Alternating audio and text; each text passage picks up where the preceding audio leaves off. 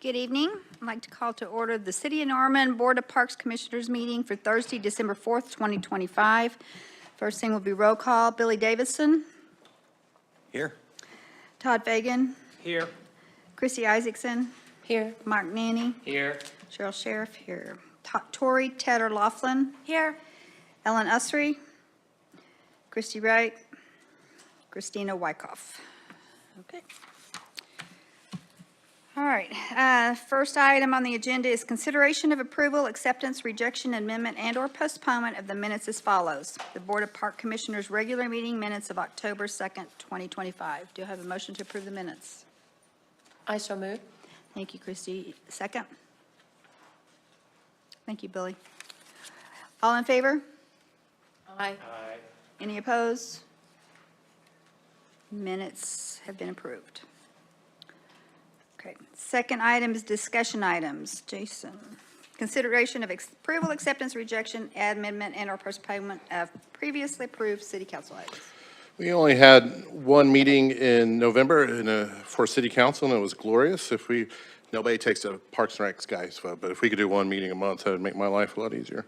But we had several items on there, including appointments for a few of you guys. Sheriff, Christy Wright, Billy Davidson, all got reappointed for 3-year terms. The Norman Ford Implementation Plan that was recommended by the Norman Ford Citizens Financial Oversight Board was also adopted.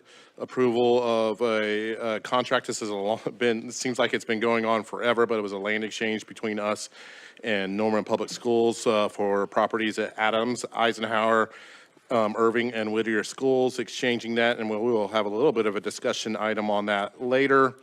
But I think that y'all remember, hopefully remember some of that discussion about exchanging properties with the Norman Public Schools to give them some property at Adams that they already built a playground on, and then for us to exchange some property at Eisenhower to help us expand Northeast Lions Park and for them to build a parking lot on the other side of their property. We also had approval of transferring of capital funds from the East Side Library ceiling tile project, which we were able to fix in-house, back to our emergency repair fund inside our capital fund. And that is basically always set up every year to, it's a certain percentage we try to keep in an emergency funds for things that we don't foresee happening, for like HVACs or random things that happen in any one of our 130 buildings throughout the city. And approval of contract for purchase of property from the state Oklahoma Department of Health and Substance Abuse Services for a 3.23 acre tract along Reed Avenue for $74,000. This property is targeted to build a homeless shelter on, and when that building is built, that will be fall in the Parks Department to oversee the construction of that project. Any questions? I assume we'll be responsible for the yard work at that facility until, okay. Well, yard work and facility maintenance. Well, I knew the facility maintenance, but until it's built, we'll still have to do the mowing and all that. Probably not a whole lot of mowing over there, hopefully to go on. We think that, well, it's going to, of course, we're in winter months, so there's not a whole lot of mowing right now. Then once once we get to warmer months, hopefully construction will start, and then of course most of the property would be, the land work on that property will take up any mowing portions that we would be mowing, because it would be all dirt moving and such at that point. Any other questions or comments about any of those projects? Okay. Item 3, nomination and election of chair, vice chair, and subcommittee appointments of the Board of Park Commissioners.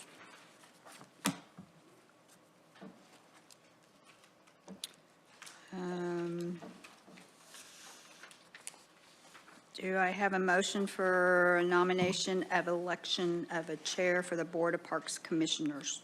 Just a quick little explanation too, that we are moving this, we're going to try to do this in our last yearly meeting every year from here on out. Makes a little bit more sense to have a chair rolling into our calendar year than it does kind of electing a chair, than having to change chairs at that point. And we are also, I think, after this, just a little cleanup to make sure that everybody knows our schedule for next year on park board meetings. Sorry to interrupt. I'll nominate Cheryl to continue being chair if she wants. I would accept. Is there a second to that? Is there any other nominations? Anybody else want to do it? Okay. All in favor? Aye. Any opposed? Okay, I will do it again. Nomination and election of vice chair of the Board of Parks Commissioners. Current vice chair is Ellen Ussery. Are there any nominations? So Ellen's not here, do we know her willingness to continue? Wasn't she just reappointed? Or was she was just, She wasn't one of the ones. she wasn't one of the ones that were She just still appointed? has it, She has got another couple years. or at least another year. Another year. I'm off the top Well, if you're not here, you get, right? of my head. Yeah, snooze, you lose. Or is there anybody else that wants to? So do I have a motion to nominate Ellen as vice chair, continue as vice chair? Todd, is there a second? I'll second. Thank you, Tori. All in favor? Aye. Any opposed? Okay, Ellen will continue as vice chair. Consideration of Board of Parks Commissioners Subcommittee appointments. And there is a list of current appointments there. We've got, let's see. Christina Wyckoff is not on any committee. And Tori is not on any committee. Mark is that the only? And Todd's not. And Todd's not. So those, is there anything that you guys see that you would like to be on? Because Ellen's on 1, 2, 3, 4. Ellen's on 4 committees. We could take her off of that. I'm on 1, 2 committees. Now, I'm not sure how active the movie and the park committee is, so we probably can do away with that committee. Okay. So we'll remove movie in the park committee. Tori, do you think you Can we could- get a little bit of description of what these committees do? Sure. I mean, it's kind of. Oh, I explained in the understand, title, yes. but So just a quick rundown, naming and recognition of parks and recreation facilities anytime that we have a park come forward, which is not, some years we have a lot, some years we don't have a whole lot, but anytime a park, or not a NARC, that'd be kind of cool though, but a parks or a recreation facility comes across, y'all do have the responsibility of naming that or confirming the name that staff or council recommends. Advisory Committee for Urban Wilderness Park, that is I think they meet quarterly, and that just comes in there. That's part of our state contract with the State of Oklahoma Visitors and Tourism Board, which we lease the park from.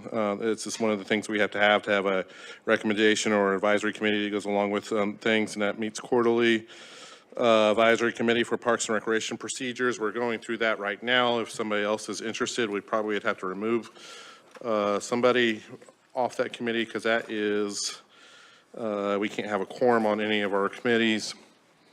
And then Saxon Park Ad Hoc Committee, that is our only active ad hoc committee going on right now, and that's just an ex officio to the board, which we occasionally have meetings with the ad hoc committee, which works with our design group to help get the park designed all the way from conceptual phase through construction, and even to help us plan the ribbon cutting of those. And we'll probably have another one of those ad hoc committees come online, I would say here, I would hope sometime this next year with the Canadian River Park or River Park Trails So hopefully be another one of those pop up in the next few months. Which are the urban wilderness parks? That's Sutton Wilderness, just for Sutton Wilderness. No, I mean the advisory committee for urban wilderness parks. Yeah, that's for Sutton Wilderness, Oh, sorry. that's for Sutton as Yes. well as the ad hoc. No, advisory committee for urban wilderness is just for Sutton Park. In fact, the ad hoc committee is part of the resident group that helps us design and put together that park. Two completely different committees. Right. Yeah, They both start with S's. yeah. We like to confuse everybody as I much used as to get them possible. confused all the time. I like Saxon or urban wilderness. I will get off of that, and you can take that position on the Urban Wilderness Park. Oh, are only two people allowed on that? Because I could join Ellen over on Saxon. You could, That's better. I just wanted to, that, I don't know that it matters how many are on it, but I just want to be able to give, because we still have, so which one would you prefer? The ad hoc. Okay. So the Norman Forward Saxon ad hoc. Be Tori. Could you tell me what page this is on? We're on page 85 and 86.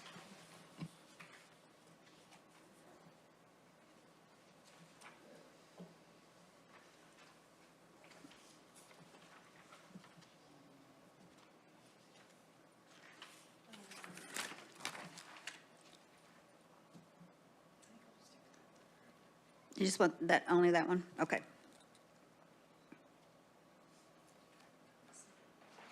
Todd, is there just anything that you would like? So I'm willing to be on any of them. I'm confused as well by how many individuals can be on each. So I am seeing, some that just have one individual listed, others that have 4 people listed, and a couple that have 2. So the max would be 4, we just can't have 5 would be a quorum, so we couldn't, even if we had 5 committee members on there, theoretically, all 5 of y'all could show up, and we wouldn't probably have the proper notifications out to, because we'd have to not only call that specific meeting, then we would also have to call a park board meeting at the same time, so we would like to keep the max for all those, at most 4. We don't really have a preference on what committees you want to volunteer for, or how many. So I currently see there's only one individual in the movie and the park committee. So, We just struck that one. oh, you just struck that one. Yeah, that was the one we were talking about, we could do away with that committee. I'm looking for the page, so. Oh, yeah, no problem. Because we also need to, now is Christina Wyckoff, has she been in the Sutton Wilderness stuff, or was she think so. Saxon? Neither don't one of think either those? Okay.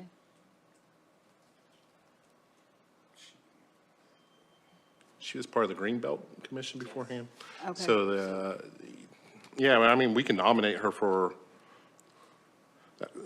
a committee. I mean, she doesn't have to show up if she doesn't Yeah, want to. no problem.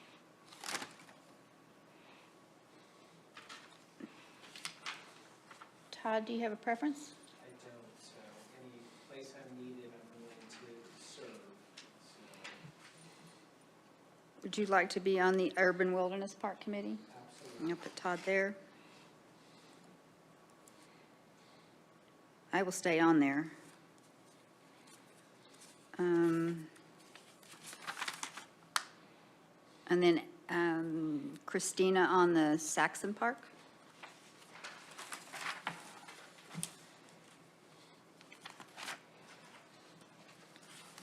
Mark, is there anything else you want? No, well, you're on 2, right? No, you're on 1 Advisory committee, for the policy procedure. Canadian River Park, when that comes up, that sounds interesting. That one does sound interesting, too. I yeah. would be interested in participating. Okay. I think it's interesting too, so, yeah. Does I'm confused, does the, you said that the Canadian River was going to, that the When we form that ad hoc committee, which is not at this time, we'll bring it back for Appointments. appointments, yeah. Oh, okay. We can do a mid-year appointment. I thought you were saying that the Saxon was going to turn into that one. No. You want that one too? Okay. We can have up to 4 of y'all. Fun. Yeah, well, make sure you, That one sounds fun. Just don't miss that meeting. when it comes Yeah. time to form that ad hoc committee. Yeah. Billy, is there anything else you want? Okay, very good. Could you also explain how these subcommittees, when and how they meet for the new members? So just like all these, park board will send out a notice of meeting along with an agenda, and we'll put you on an email list, and that will just get sent out. Not all these committees meet. So we've, there for a while, there was a little bit of a drought in new parks and things like that. I don't think they had a meeting for like 3 or 4 years in a row. So it doesn't, even if you're on a committee, doesn't mean that there's going to necessarily can be that committee happen in that calendar year. So, yeah. Currently, the only one that's been Pretty- doing actively is the Sutton Wilderness one. Policy and Procedures Committee. We've met twice in the last month. Yeah, a few more of those. So it's just, we're just trying to go through policy and procedures and get those cleaned up, and Has not been adopted since No, it 2001. has changed, Yeah, so, it's been a while. yeah, it's been a while. It's been a minute. But didn't you say earlier that the urban wilderness meets quarterly? To kind of give an idea of. Yeah, frequency? that one's the most active. So I would also be interested, once it forms, the Canadian River Joint Park and Tour. So We can have arm wrestling matches if there's too many. Yeah. Okay. So, naming and recognition parks and recreation facilities, I have Christy Isaacson and Christy Wright. Advisory Committee for Urban Wilderness Parks, Cheryl Sheriff, Ellen Usry, and Todd Fagan. Advisory Committee for Parks and Recreation Policy and Procedures, Billy Davison, Mark Nanny, Cheryl Sheriff, Ellen Usry.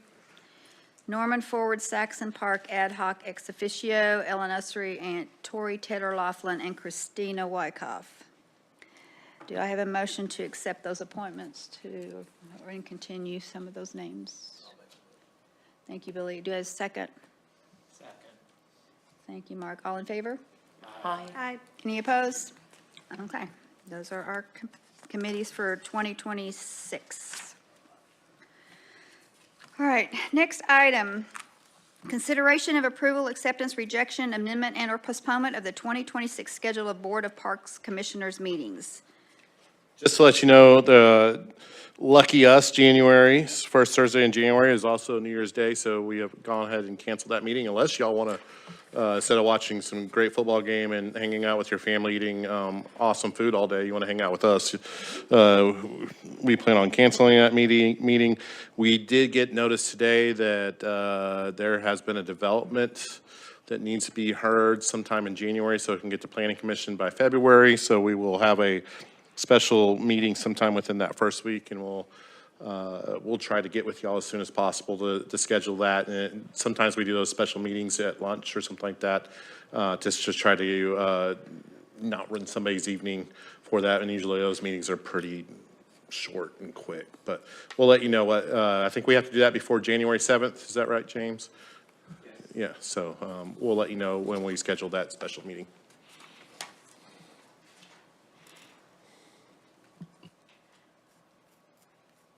And we typically don't meet in July because that conflicts with pretty close to July 4th. We're tired after July 4th or that week. Okay, staff recommends that the Park Board approve and accept the proposed 2026 schedule of meetings for the Board of Park Commissioners. Do I have a motion to accept these dates? Thank you, Todd. Is there a second? Second.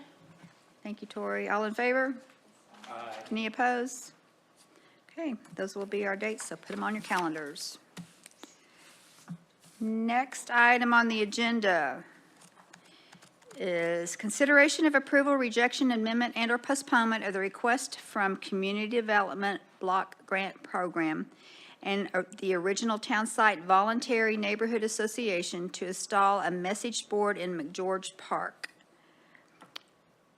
Tara? Yeah, I'm Tara Reynolds with the Community Development Block Grant, or CDBG. The original town site neighborhood install a message board in McGeorge Park.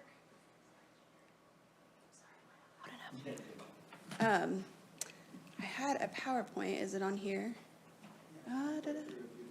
Okay. So here is the proposed message board. It will be 48 inches by 48 inches of the actual message board. It will be, the installation will be cemented into the ground.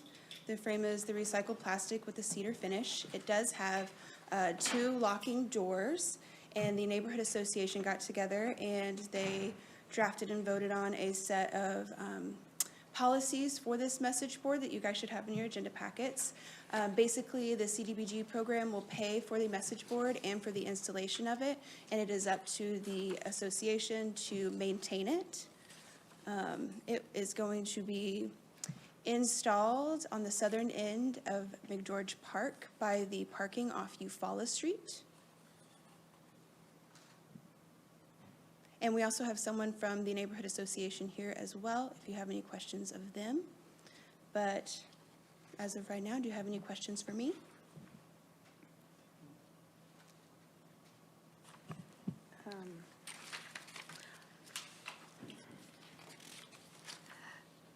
Who will maintain the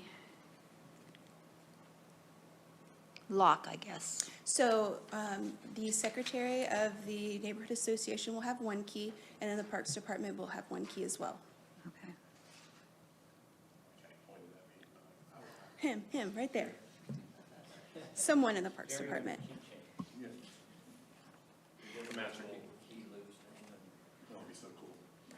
Is this a well-traveled area? Why this location and what? So the neighborhood association got together and they decided that they wanted it. I think they want to increase traffic and activity in the park and use of it, and so this was their idea of a good way to help with that. Okay. No, there we go.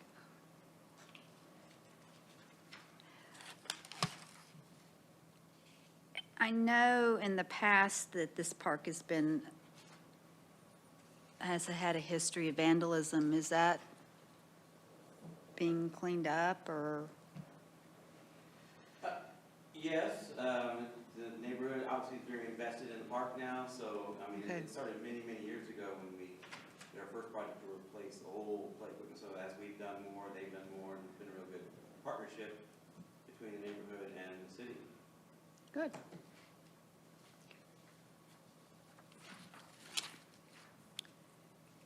Does anybody have any other questions? Comments? Okay. It is recommended that the Board of Park Commissioners recommend to the Director of Parks and Recreation that the message board project in McGeorge Park be approved. Does anybody make that motion? Thank you, Billy. Second? A second. Thank you, Christie. All in favor? Aye. Any Aye. opposed? Okay. Thank you.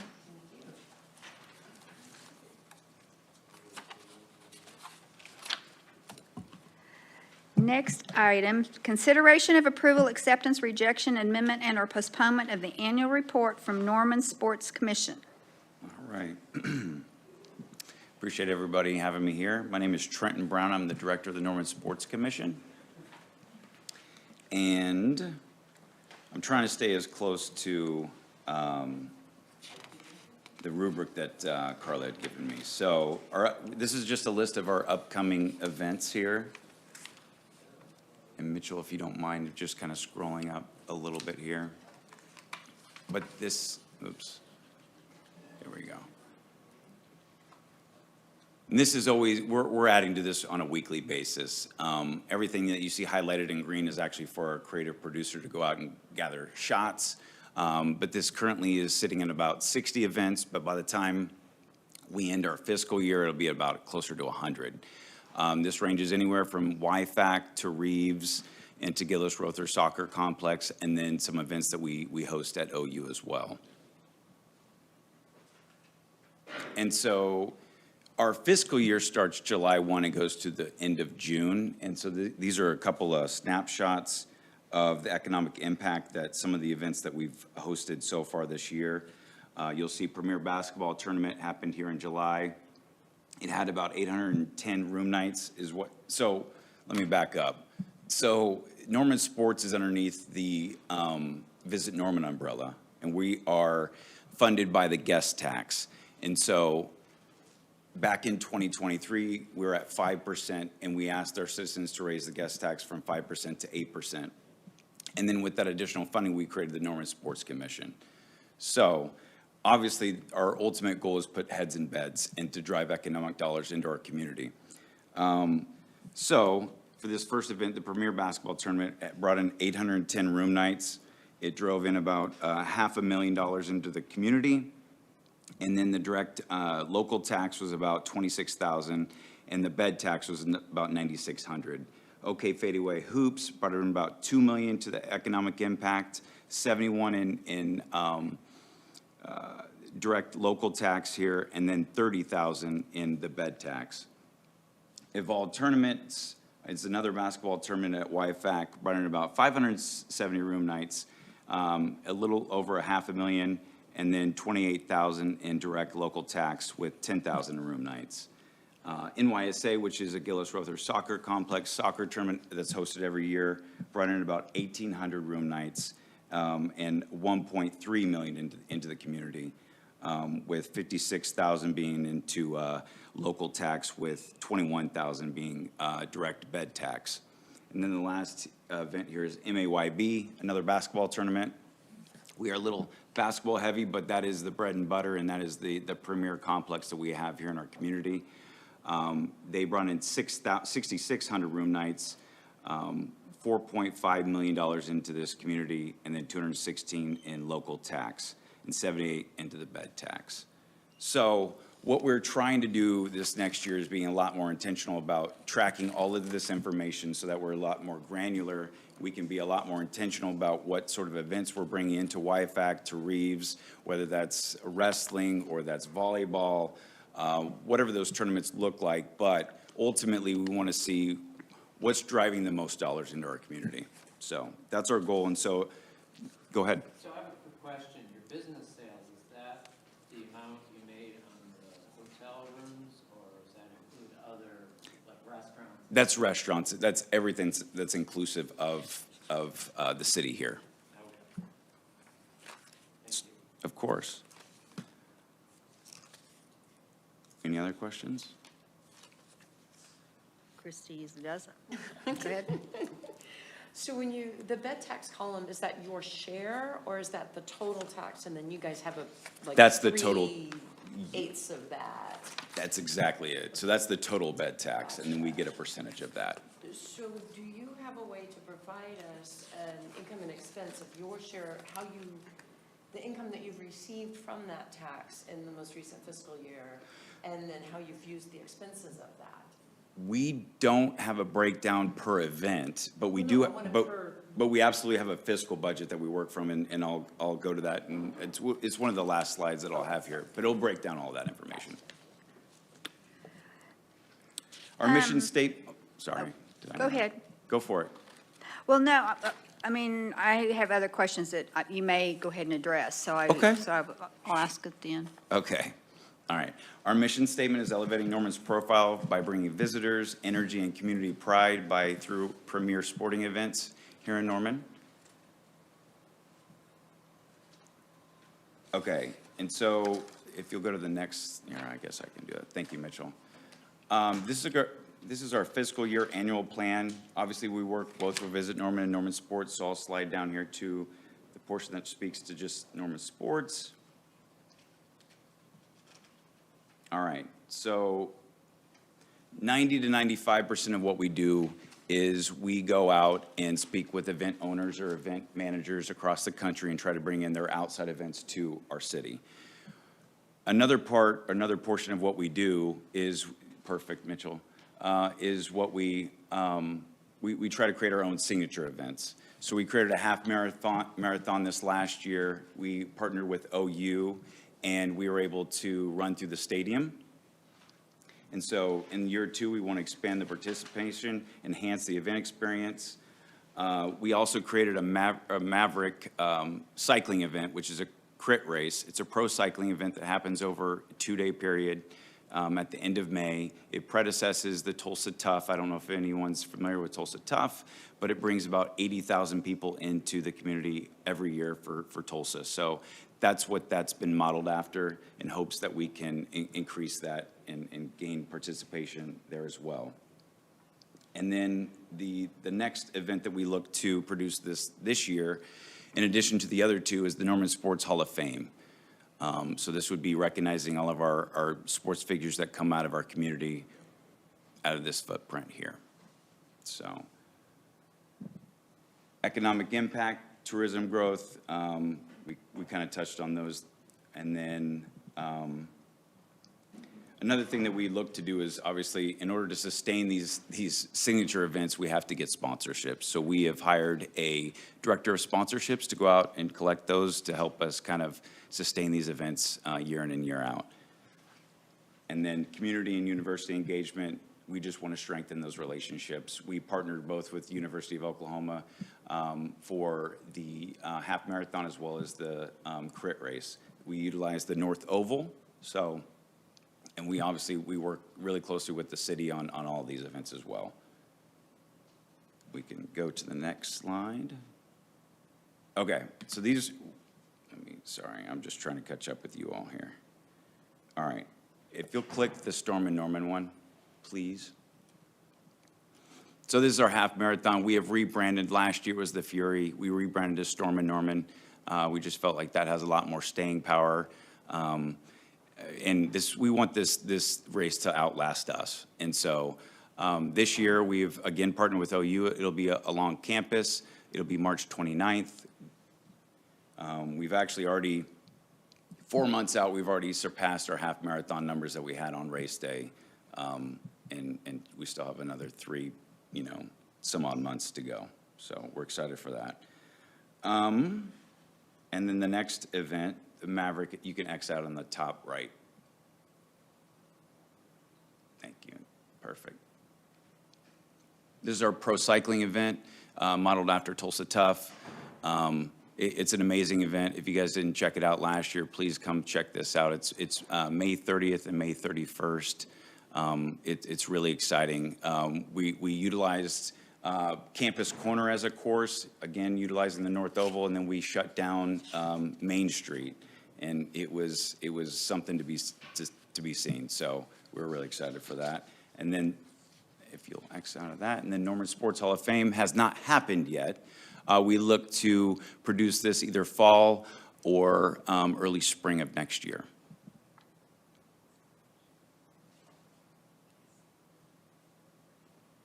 And then we'll go on to the next slide here. So this is probably where a lot of your questions are. I won't go into every line item here, but some of the things that I'll call out is we have a line item that speaks to some of the convention and conferences that I attend every year. We've got about $35,000 that are dedicated to that. Envision me speed dating, but with event planners. So I go in and meet with them for 10 or 15 minutes and sit down with them, and then you ultimately try to decide whether the event is a good fit, if you have the facility, if it's a good community-based event. And so that's how some of those conversations start. And then local event sponsorships, and that is, hold on here, I'm sorry, I'm trying to find the sports one. I think there's a local sports. Local event sponsorships? Yes, it should be 75, or locally owned created events is 75,000. Those go towards, obviously, Storm and Norman, the Hall of Fame, and then the crit race. I'm looking at the locally owned created events. Yeah, I'm sorry, yours got cut off on a PDF. This is interactive. And we can send this to you guys so you'll have this exact version of this where you can open it up and it's interactive. And you can study this all. But correct. And there's also another line item that speaks to sponsorships and bid fees. It's about $100,000 that we allot every year towards that. The first year that we were in, that we were created in back in 2023, we put 50,000 to bring in Beat Baseball, which was a visually impaired baseball league. We brought in their World Series. It cost us about 45 to 50,000 to put that on and to host that. Adidas Live, you know, they're always requiring their court fees to be taken care of, and usually that runs anywhere from 15 to 25,000. We helped bring in Korn Ferry a couple of years ago as well, which is a subsidiary of PGA. They played at Jimmy Austin. So I'm sure you guys have questions on the budget. I actually have a question on financials for the year that completed. In this similar format as the budget you've shown us, can you also provide us For last year? for the year that's ended, your fiscal year that's ended, please? Absolutely. Yeah. Absolutely. And, In that budget. right, and the other line, sorry, Mitchell, if you'll scroll back up, I'm sorry. I'd be remiss if I didn't mention this. Part of the agreement that we have with Parks and Rec was that they give us a portion of the new tax, from the 5% to the 8%, where we would create a certain allotment that would go towards facility improvement. And that line item is about $150,000, and that's to help if they're, you know, let's say Griffin needs new lights, if Reeves needs new pitching mats. We put dollars towards barriers for the crit race, but also Parks and Rec is able to use those for any of their events that they have coming up. But that's a really important piece, and to me, that's a really important community builder as well, knowing that we're backing some of these facilities that we have. So. Jason, is our responsibility as Parks and Recreation, are we just responsible for the events that are hosted in our parks, or who's responsible for their overall total budget? So y'all take basically the full presentation on behalf of council, so I would think y'all's responsibility is basically to receive a report for everything that the Sports Commission, you know, fiscally, events, just to hear a report about it, ask questions, and then give your opinion or basically bless the report to pass on to council. For their whole For production? for Okay. And that's everything. why I was just wondering what our, Yes. okay. And just to be clear, all of this is public information. Our budget is audited every year, and so we can pass along those numbers to you, and so. Do you have any, on this economic impact snapshot, you've got some of these things that were listed here that were done at WIFAC. Are any of those returning this next year? Absolutely. The majority of them are. Okay. Yes, and we work really closely with Kellen McCoy over there. And Right. he's been fantastic. But yes, the majority of the events that happen at WIFAC, they return.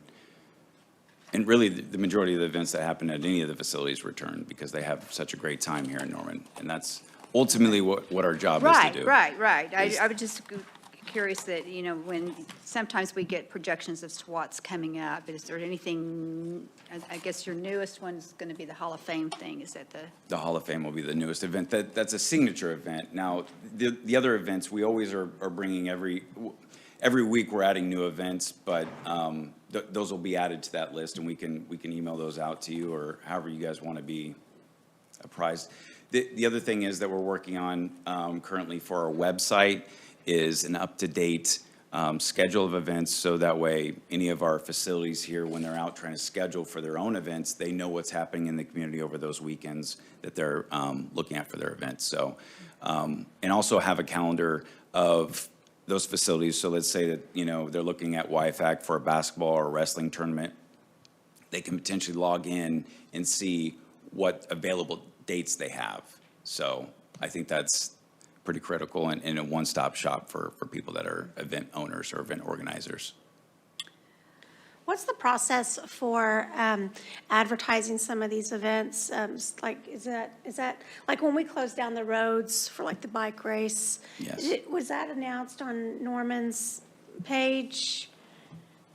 So the city process, you have to file a special event permit, and that that includes all the road closings, and they work with the police department and streets department and all this, all the city departments go along with that, and there's an approval process that gets checked with every single one of that, and then through press releases, social media announcements, and so forth of what we do with any typical street closure or major special events that does affect the community in some way or another is communicated through those avenues that are traditionally And do you communicated guys through. also We, kind yeah, of try to promote that and advertise it? I just say that because, like, I live right there and where the street was closed, and Where I at? had a detour. Downtown or- Yeah, or- yeah, yeah. And I had a detour, and, you know, it was unexpected and Sure. not a big deal. Yeah. Because I like to see things happening. Okay. Some people get angry, You and I don't say. don't want, I mean, you know what I mean? Like, it's ridiculous, because it's No. just cool that something like that's there.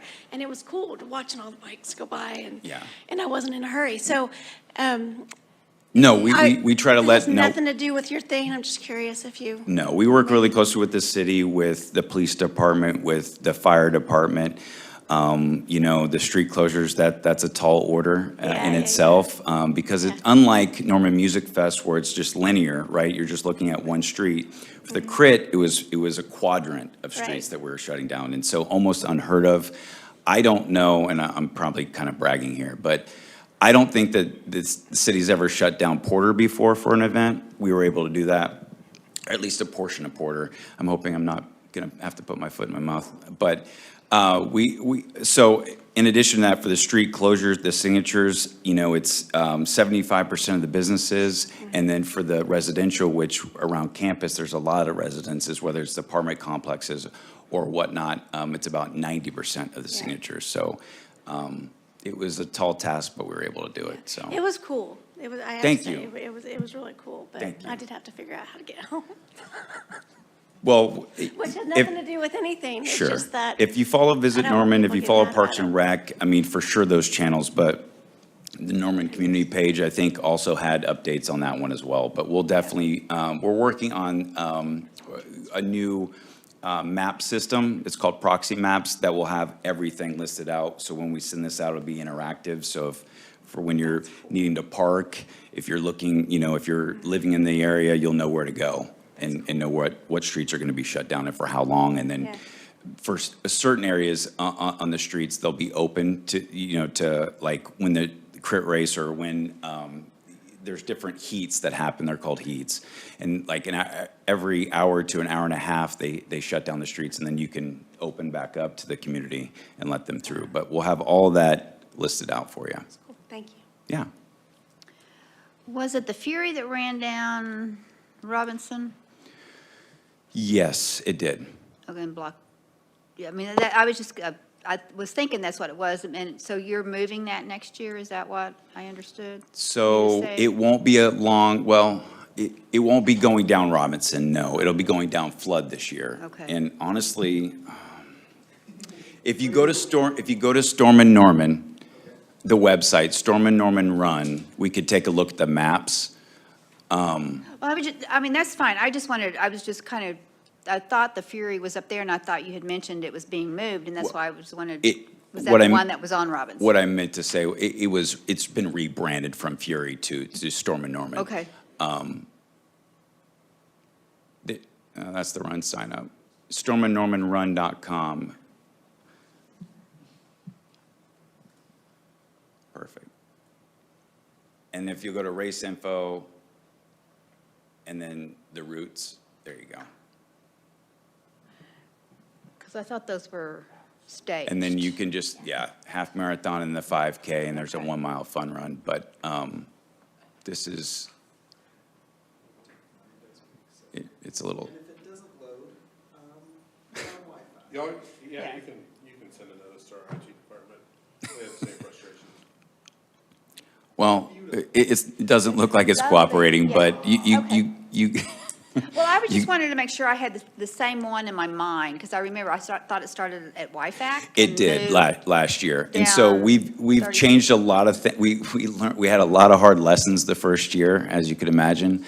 We had a lot of different start and different finish locations last year. We've unified all of that.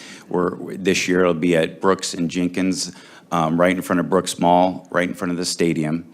Will be the start finish, and so everyone will have a lot of areas to park right there, but it'll be all unified right in one area versus having, I think we had buses going from different starting locations that were on campus and then YFAC as well. So it'll be different than last year, but in a good way. Do y'all get involved in any, like, it used to be the Brookhaven Run, I'm not sure what they're calling it now. Is that something that you guys help facilitate, or is that All OK Runner? and That's is it completely separate? Gus, we're really close with. He sits on our board for the Storm and Norman Run. Same with Red Coyote, John. But no, we don't have any direct affiliate. I mean, we do sponsor it, if that makes any difference, but So you we're- don't, I mean, it's not part of your beds and heads stuff, and, it's not. Okay. It's not traditionally. So, and then I have one more question. On your current board members that you have listed there, yes. I noticed that the seniors are missing, that there's no kind of a representative of the senior. And with pickleball being so prevalent now, and also the senior games. Yes, her name is escaping me at this moment. Are you talking about Kathleen? Yes, Kathleen. I met with Kathleen Okay. in the last couple of months. She's great. Right. Catherine Catherine Leidy. Yes. Catherine Leidy, Yeah, yeah. she's great. But I have met with her and we've talked because I don't think she was made aware of YFAC and all the offerings there between the pool and then obviously the basketball and volleyball. And I think that she wanted to run, there's a dance, well now, She knows, yes, she knows. there's she hosts like a dance, some sort of line dancing deal, I think, every year. And so I think there's some real synergies that we could work together on 100%. But are you recommending, are you offering your services to the board? Well, no, I was just thought Catherine might be a good board person. Would be a good person to have on your board. Okay. To represent seniors, because she's involved in what the seniors are doing, what activities they've got coming in and everything. Cool. That's all I just noticed that in looking at these, that some of them might be seniors, but not representing the senior community. Right. That's all. I was Okay. just wondering. I'll bring it to our staff. I have a quick question about the economic impact snapshot again. Yeah. So you have the business sales total, which we mentioned a moment ago. I'm wondering how that is ascertained. Since, I mean, obviously, number of rooms, that could be fairly straightforward. But trying to determine the actual number of business sales across the city, how do you tie this specifically to the events Zodak? So that's a, normal shopping going on? Is it? I'd love Zartico? to act Is that like the I'm Zartico? smart enough to answer Is that. that Zartico deal? I don't know. We use a impact calculator by DI, Destinations International. And, you know, working closely with Sarah Kaplan, and she's got Placer AI. So between those two things where it's tracking their actual spending, I think that between those two, you come up with an average. But ultimately, I don't know where they, I mean, the numbers are pretty precise here, that's why I was wondering. I mean, I guess you could compare them to normal sales for that day versus the day of the event or something. I was just wondering. Well, I think Jason has talked to that before, where they've able to, some of the YFAC things that they can tell based on mobile devices where people have moved, they're leaving there and going into restaurants, so they know where some of that's coming from. Yeah, that's the Placer AI stuff. They're be able, you know, if you like it or not, they know where you are. But there are certain apps and things, even if you don't agree to sharing your information, there are certain apps by agreeing to using that app that it automatically connects you to some of the agreements that Tracer AI has. And they are able to help put together, at least on our end of calculations, telling where people are, how long they dwell there, what zip codes they're coming from, where they're going from, or coming from and going to afterwards. I'm not sure if I said dwell time. I mean, the information we're either able to gather from them. And I know that Visit Norman has software and things that they're able to see how many people are staying in hotel rooms and what nights and how much the hotel room's charging, and then they can, are able to track credit card transactions and, not your, Todd went and slid something at Torchy's, where you don't know how much it's Todd or how much it is, but they're able to, they get information from, zip codes or specific areas that all that's happening, and they're able to pull out all that information. And these are help putting together a complete understanding snapshots of these events that are coming to the city.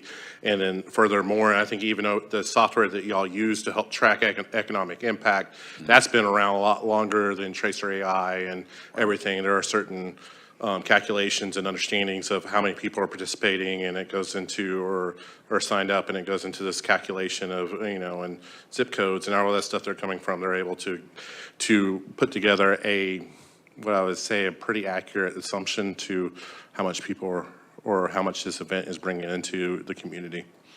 And then it's dollars compounded on dollars. I mean, so not necessarily that they know exactly $4.5 million are spent, but how much money is spent, and then how much money is reinvested from that $1 that is spent inside your community over and over again, too. There's people that think about this a lot.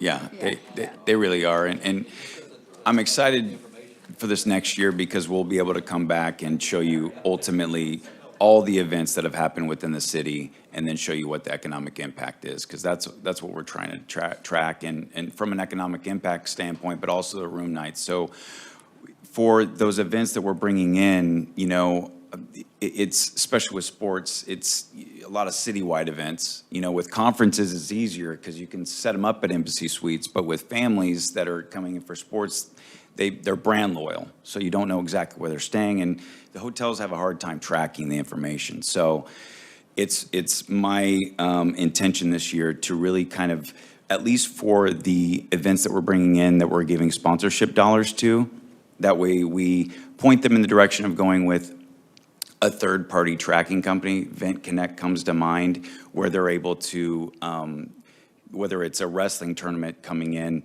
they can track everybody that's used the link, and then at that point, it's easier for us to track how many room nights and then how long they're staying. And, with Placer AI, we're learning that with the SEC and the football games, those aren't necessarily direct numbers that we're driving, but we're realizing that people are staying longer than when they did with the Big 12. So it's just small things like that we're able to kind of learn. So just, anyway. That's about what I have, you guys, unless you have more questions. Okay, staff recommends that the board approve and submit the Norman Sports Commission annual report to the city council once the Board of Park Commissioners has accepted the annual report. I don't think I'm ready to recommend it until we get financials, like full financials with line item stuff.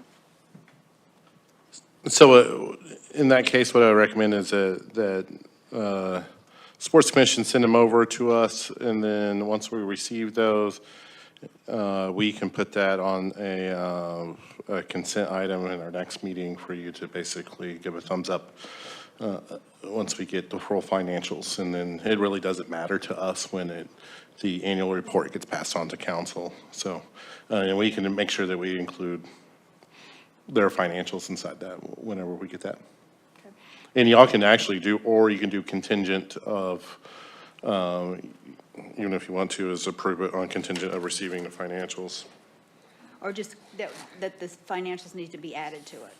Correct, that's what, So that I Cheryl- understand, that the budget, you guys are asking for the document that's within that presentation, or are you asking for the numbers that she was asking for last year? The 2025, yes. Got it, okay. Just want to be clear, thank you. So, I mean, we could approve this with the addition of the 2025 budget. Would that suffice for you, Tori, or? Well, not the budget, but the actuals, The financials. the financials. Like, did the line item, that, like, the audit. You said you did an audit, it's in the audit. The revenue and expense for the year that's ended, in the same format as the budget. You got it. Would that Yes, ma'am. that we could approve the report with the addition of the I guess so. I financials. mean, I'm not an auditor, so if the audit passed, then, It passed. so. then yes, Okay. I think, right? Yeah. So moved, just what you just said. Okay, Carla, do you understand that, what we're saying? Okay, is there a second? That's second. Christie? Okay. All in favor? Any opposed? Okay. Guys. We'll stick our bird dog on that. Next item, consideration of approval, acceptance, rejection, amendment, and/or postponement of land exchange with Norman Public Schools and combining the newly acquired land with High Meadow Park and Northeast Lions Park. Hello, hello, hello. I'm James Briggs, Park Development Manager. So, Jason covered this in the council items that went last month, where the council finally approved all the land swapping that we've been doing with Norman Public Schools, boiling it all down to what we're looking at here tonight, and it was in your staff report. Essentially, we gained a gap of land that was in between what was High Meadows Park and Northeast Lions Park. There's a walking trail and things out there that have been in there for years, and it functions as a park. We never technically owned that gap of land. I can't actually use mouse, but there's a square of land on the east side of Eisenhower School that you see in the map. So we are gaining that square of land that goes from what was High Meadows Park up to Northeast Lions Park. So we would like to propose here tonight to effectively make all of that Northeast Lions Park, to combine them all into one contiguous piece of property and name it all Northeast Lions Park, and effectively eliminating High Meadows Park from the nomenclature. And we're glad to discuss anything you want to ask about this process, but we really gonna need you to approve us doing that before we do it. Because I think the land deal's already done, it's been approved by council, so we're not asking to approve the land swap necessarily, we're just that our philosophy of combining them into one park. And I would say, yeah, part of the process of us wanting to do this is moving the playground, which is, it's not viewable from the street, and you can kind of see it over there behind the pond area. Just north of that neighborhood, yeah, right there. Yeah, right. So as you can see, that is not at all viewable from the street, and our proposal will be move it to what is currently High Meadows Park, so it is viewable from the street, and hopefully it would be less vandalized, and this is one of our next Norman Ford playgrounds to be replaced. The most vandalized park in the system. And also the Playground in the High system. Meadows Park would not otherwise get a playground, so. Yeah. Just let you know that. I mean, this is a neighborhood park. Yeah, it's the largest neighborhood park practically by the time we're done with it. I think we looked it up, it's the 5th largest park overall. So And it's been there for it's a very large decades, because it park. has a disc golf course and the fishing pond and all that stuff, so It'll be it's always 40. been big, it's just gonna get bigger It's now. 40-plus acres, including High Meadows Park. And I should have looked up what High Meadows was, but Don't. Lions Park was Yeah, about 40 it wasn't acres. 6, it was like 4 acres. Yeah. And so you're, The playground isn't there a playground there? There's a little playground over at the edge of 12th Avenue parking lot, kind of where the dot is. There's a little playground there that serves a rec center during the summer and during camp, so they can not have to travel all the way over to Eisenhower or anywhere else. They can just stay on site and do some outdoor recreation with a shade cover. And that's ours. That's ours. We built that Is with, that part of 12th Avenue? yes. Okay. It's on 12th Avenue property. It is right next to the parking lot, on the east side, east edge of the parking lot. but you're asking us to approve the name change, not the Es- placement of the park equipment. Essentially, yeah, yeah. So we will actually have, park equipment coming into bid this month, and we'll be awarding that here after the holiday. So the school Uh-huh. is this and this, right? Nope, they gave us a square directly east of the school. It's not really shown, it's in the map that was in the council item, essentially a big square right there. Where there, So right here, that Cheryl. track is? Yes, the north half of that track. Basically, this right here was High Meadows Park. This in right here, and then this was School. school property. So this is the property that we got from the school. This is the property we gave to the school as the exchange. But we're saying that now Now that we own it High all. Meadows Park, which is this right here, is that this highlighted green area will all become Northeast Lions Park. This will. High Meadows It's still Greenbelt. parkland, but it will be not known as, we don't know what to do with that yet, but it's not used parkland right now. It's not very well frequented. And we also have this property right here, which is technically parkland, but has never been adopted in Northeast Lions Park. And we would like to probably Someday. eventually get that into Northeast Lions Park, but we need to communicate that with this neighborhood, because this neighborhood basically donated this land to us with the agreement at the time they donated this land to us, not for it to be part of Northeast Lions Park. But that was, Is that the Park Hill? how long ago was that? 15 years ago, maybe? So the neighborhood. Park Hill, yes. We need to get back with them. Is and see that if Park they've Hill? changed. Yes, it's Park Hill neighborhood. They have a park over. I think so, yeah, right over on 12th Avenue, there's one over there. Yeah, So now this belongs to the school now, right? all the way up to the tennis This court. right here. Just from right here, okay, just this little, okay. So like that much of it, okay. So yeah, that, effectively, you're correct. We're just bringing this to you all that we're going to make it one contiguous property, which it is now, and just call the whole thing Northeast Lions Park. Instead of saying you've magically crossed from High Meadows into Northeast Lions, it just all the way from High Meadows Avenue North will be Northeast Lions Park now. Was it called High Meadows just because of the neighborhood name? Yep. So there was. It's the street that runs right through it. That's High Meadows Avenue. High Meadows Avenue, right. Yep. So there's Super no- creative.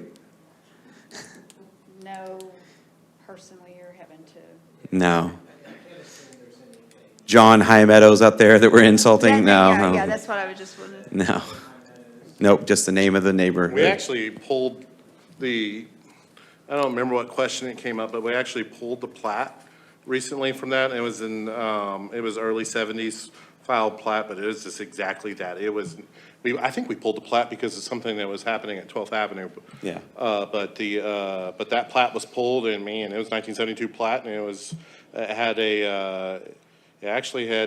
they proposed giving that all to the Norman Public Schools. Is before Eisenhower was built, and then it somehow eventually that property got split between us and the schools, and then we, weirdly enough, nobody's asked the question, well, what extra mowing are we gonna have to inherit? Zero, because we mow it anyways, so, so it's kind of interesting, you go back, look at it, originally it was supposed to be all school property, school didn't want it, the developer didn't want it, so they gave it to the city, and now the school doesn't practically want it, and it makes sense for us to grab it, because we think that is a ideal place to put the playground for that park. And we can't put one in High Meadows, but we can put one in Northeast Lions, and the only way we can put it in Northeast Lions if that becomes part of Northeast Lions Park. Why couldn't you put it in High Meadows? Clever. Because it wasn't on the, wasn't part of our Norman Ford election. Oh, okay. Makes sense. So basically, there'll be a playground there Yeah. that the school could use will there be any restrictions as to who could be in the park at any? No, like there because is at Monroe? It'll be just like Rotary and other places where we have a Okay. park up against the school. They don't take over our park during school hours. If they want to come over, that's up to them to bring supervision. But we don't tell the public they can't be in the park because Okay. the park is still the park. Okay. Like Rotary Park has there's a chain link where the property's defined between Rotary. Sort of. and There's school. actually gaps in between Jackson and there. So, And there's a chain we don't link close it fence off. all the way down. yeah, the schools chain themselves off pretty Yeah, well. That's chained off. There's a fence there, so, but they use that Yeah, I running don't think, track all the time. yeah, we're not doing anything out of the ordinary that don't see at Adams. You see it at Truman. You see it at all the schools where we have a school butted up against the Right. park. The park is always the And- park, and we don't Yeah, restrict hours. the school has no problem using their park, but they have problems with the general public using the school playgrounds during, Yeah, they can't ask us to close the park down during school hours, and we wouldn't. Right, it works Expect one way, it them to. does not work the other. right. Okay.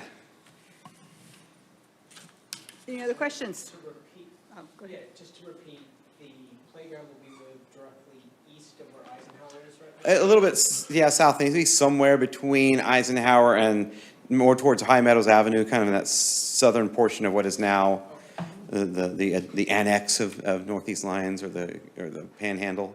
Be kind of that southern we're not gonna get too close to the street, because we don't want it to be too close to the street, but somewhere between the first house and the last house, It actually. somewhere in there.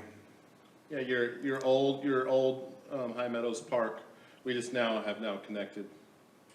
We'll probably keep it a little further away from the school, because the school does have a playground right by there, and if, it just gets a little bit closer, and it gets it closer into all the neighborhood coming off of, North Fifth Avenue and all that. That's what? That would be their playground. Right. I think there's one on that. Oh, no, it's new. There's nothing left of the old one. There's nothing to move. It's been vandalized to death. I mean, if you go to Northeast Lions now, there's an enormous playground area, mulch area, but there's very little equipment left in it, because not only is it vandalized, it's also so old, there's no replacement parts. It's obsolete and vandalized, so you get a twofer there. And it's pretty isolated, right? It's right in the Well, the middle. one there now is, you cannot see, Yeah. even if you pull into the parking lot in Northeast Lions, Right, you you have can't to see the walk, yeah. playground. So you could be there all night vandalizing it and no Yeah, one would no one know, would because there's no know. houses at back. No one has eyes on that park, except our guys in the morning when they come and Yeah. remove the burned things that are left in it. Yeah, and forward, Norma, that project's just gonna continue to develop, like the Frisbee and stuff. Yeah, disc golf's super happy being there, and Yeah. that's a well-used old course, so. Any other questions? So the existing parkland that abuts the neighborhood there, what was their reason for it not wanting to be Northeast Lions Park? They had for years used it as sort of their own community green belt, and they take a little riding mower and mow past through the grasses and all that, and it's just kind of a little, they didn't want us to develop it as a park. They asked us to not expand the disc golf course all the way over there and not put play equipment or anything. They just kind of liked it being, so they were fine, because technically, I think a family owned the land, and they'd been letting the neighborhood use it, but the family didn't want it anymore, and the neighborhood, HOA didn't want to own it. So we went to them with a meeting and said, so here's some things we could do there, and the overwhelming response, back then, before the majority of those houses north of Northeast Lions Park were built, was like, yeah, could you just leave it like that? Because the people along Bruin Drive had just been using it as this sort of neighborhood. So we may go back, like Jason said, to the full-on built-out neighborhood, and say, is there anything else you want here? They all are likely to say, no, we kind of like having a little area, but we someday may come back to you and say, let's incorporate that into Northeast Lions too. But for now, it's just parkland. The same like Legacy Trail is parkland, but it's not a neighborhood park. And So the city doesn't do any maintenance in there? not really. We just kind of mow the edge, like right along Bruin Drive, maybe, because there's a sidewalk that goes up to Northeast Line, or goes down. Yep. Yep. Yeah, I see that, Yeah, so it'll pretty much be business as usual. We're really here just to let you know that High Meadows Park as a name probably won't exist anymore. We're seeking your approval for that. Any other questions? Staff recommends that the Board of Park Commissioners approve that the newly acquired land on the east side of the school be combined with the parklands adjacent to it on the south, High Meadows Park, and on the north, Northeast Lions Park, into one contiguous piece of property that will together now be considered as a part of Northeast Lions Park.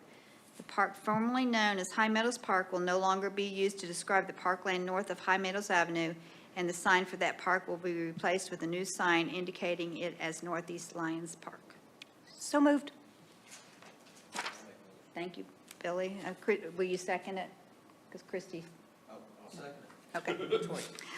All in favor? Aye. Any opposed? Okay. Thank you. So you're gonna use a symbol like Prince, the park formerly known as? Yeah. Oh, that'd be awesome. If you can come up with that signal, it'd be great. AKA, AKN. Is it now an emoji? All right.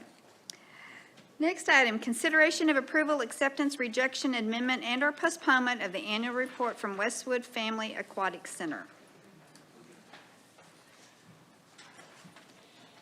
Hello, Park Board members. This one, so Westwood Family Aquatic Center completed its season this year.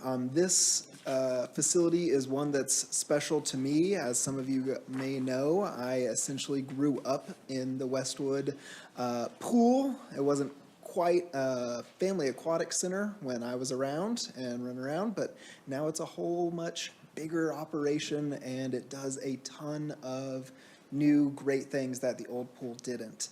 With that, in March of 2025 here, our former supervisor of the aquatics section, Josh Holman, found a great job in Colorado. He said he likes the views. I get it. But so he went to Colorado, and so in the month of March, we hired Miss Marina Wells here. She was the former aquatic supervisor up at Pelican Bay. That's the Edmond, basically municipal pool there. It's a whole other backstory. We won't get into that. But with that, Marina essentially came into the operations with 2 months till opening, which is in pool terms, quick. So she has done a fantastic job completing this first year at the pool. And I won't take any more time because I know after this we have Norman Ford master plan stuff that Jason talks about. So we'll go a little quicker. All right, I'll give it to Marina Wells here. Hi, y'all. Hi, This is my welcome. first time formally meeting y'all. So in front of you, you have the report printed. It's a little more condensed than last year. I like to be kind of concise and to the point, but feel free to ask any questions if you have any questions about anything that's in here. So up on our first page with the marketing insights. So Jason mentioned that Placer AI software, and so these 3 little snapshots with the graphs are actually pulled from Placer. I really liked the top one because it really kind of hits on, are we looking at making sure we're looking every year, are we meeting the needs of different age groups, right? So it just, and obviously children are met. You can drive by that place every single day and you see a bunch of kids and, our enrollment can back that up. But this just shows some different age ranges and there's not one that's significantly dipping. And I think that's a good reflection that our programming and our offerings and our facility is definitely used for different age demographics there. And then below that, the other 2 are just a good indicator of usage. The squiggly looking line one, I just wanted to point out that we did have a very rainy June, and it's kind of reflected there too. I think our financial and attendance performance would be bumped up a little bit had we been gifted a little sunnier June. It was cold and rainy, but we're still open as long as we don't have weather that impairs the safety of our patrons. We'll still be open whether there's 20 people that come or 2,000 in a day. So and you see it kind of steadily increasing as our temperatures kind of warmed up. I just wanted to point those 2 out. So our total attendance was just shy of 100,000 this year, not too far off from last year, which sat around 107,000.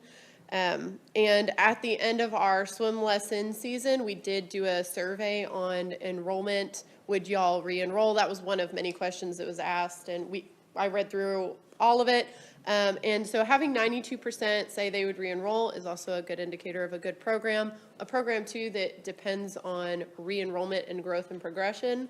Of that 8%, there was a portion of that it wasn't that they didn't want to re-enroll, but their children just, in fact, kind of outgrew it. So some of them mentioned, the next step is enrolling into our developmental swim team. And that's what you want to see. You want to see that progression from, hey, they came when they were little. Hey, now they're in swim lessons. Hey, now they can swim. Are they doing swim team, whether that's Sooner Swim Club or whether that's the developmental recreation one?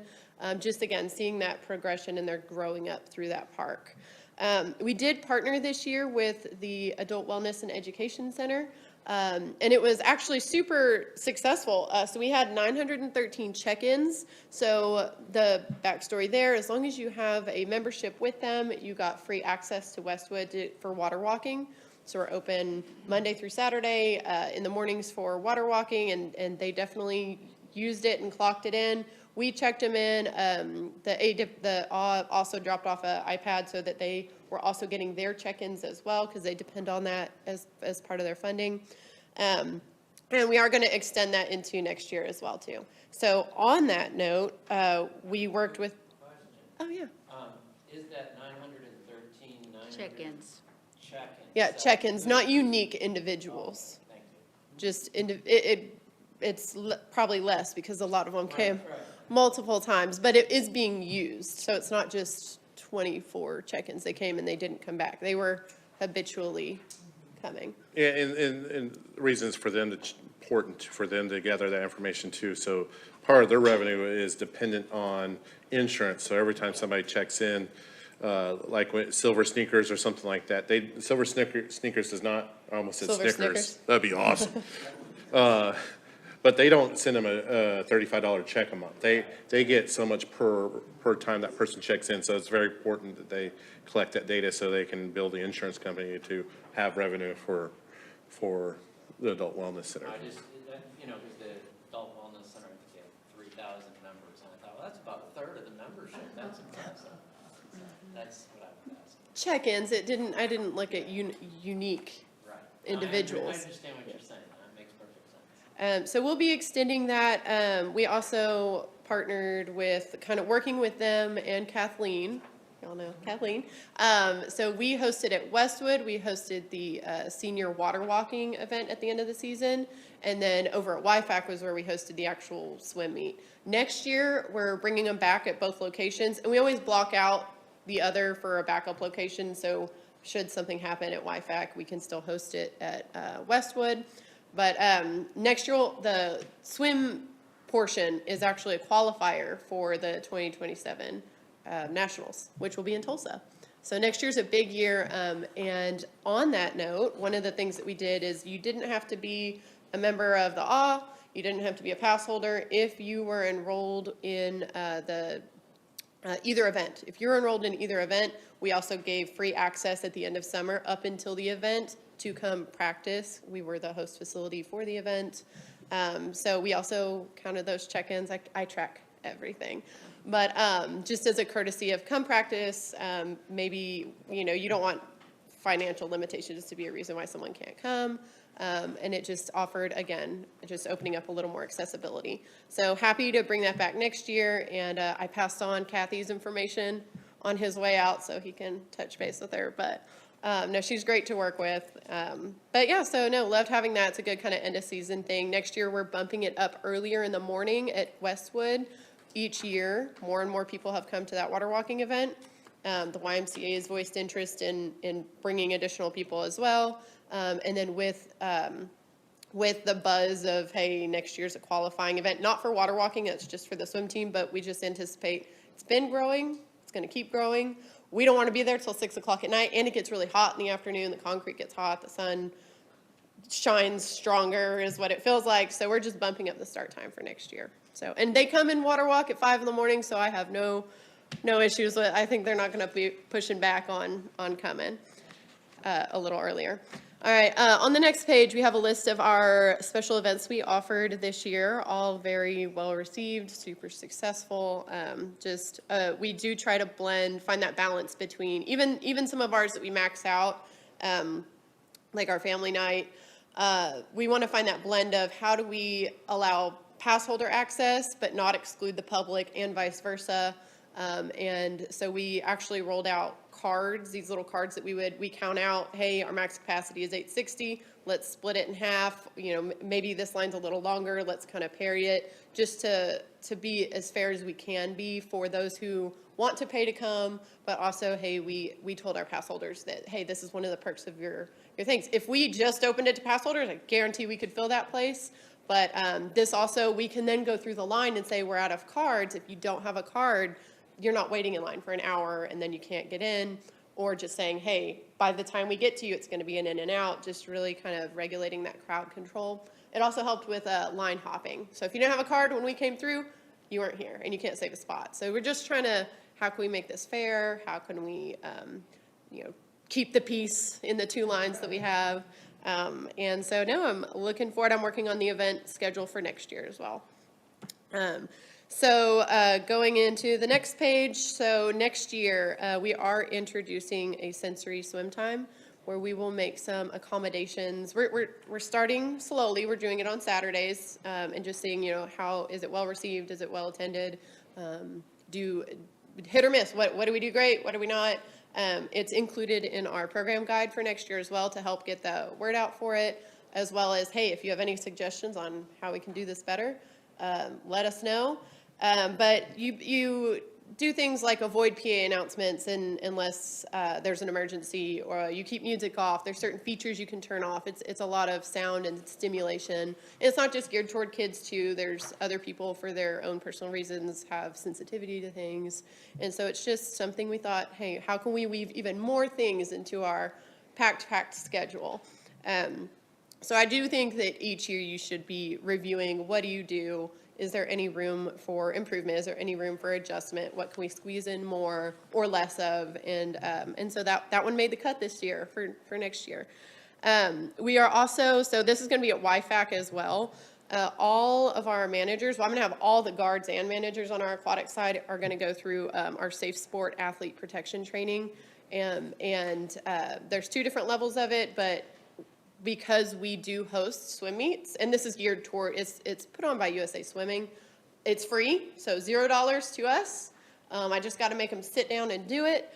But it's just recognizing dangerous or predatory behaviors, whether that's coaches, parents, spectators, fellow team members. They're there and they're around it, and so they are already a layer of protection for those student athletes. So both complexes do have swim team kids, so both complexes are going to go through the training. I'm not having all 120 lifeguards at Westwood, but at least the managers will have that in-depth hour-long training session. So I'm excited about that one.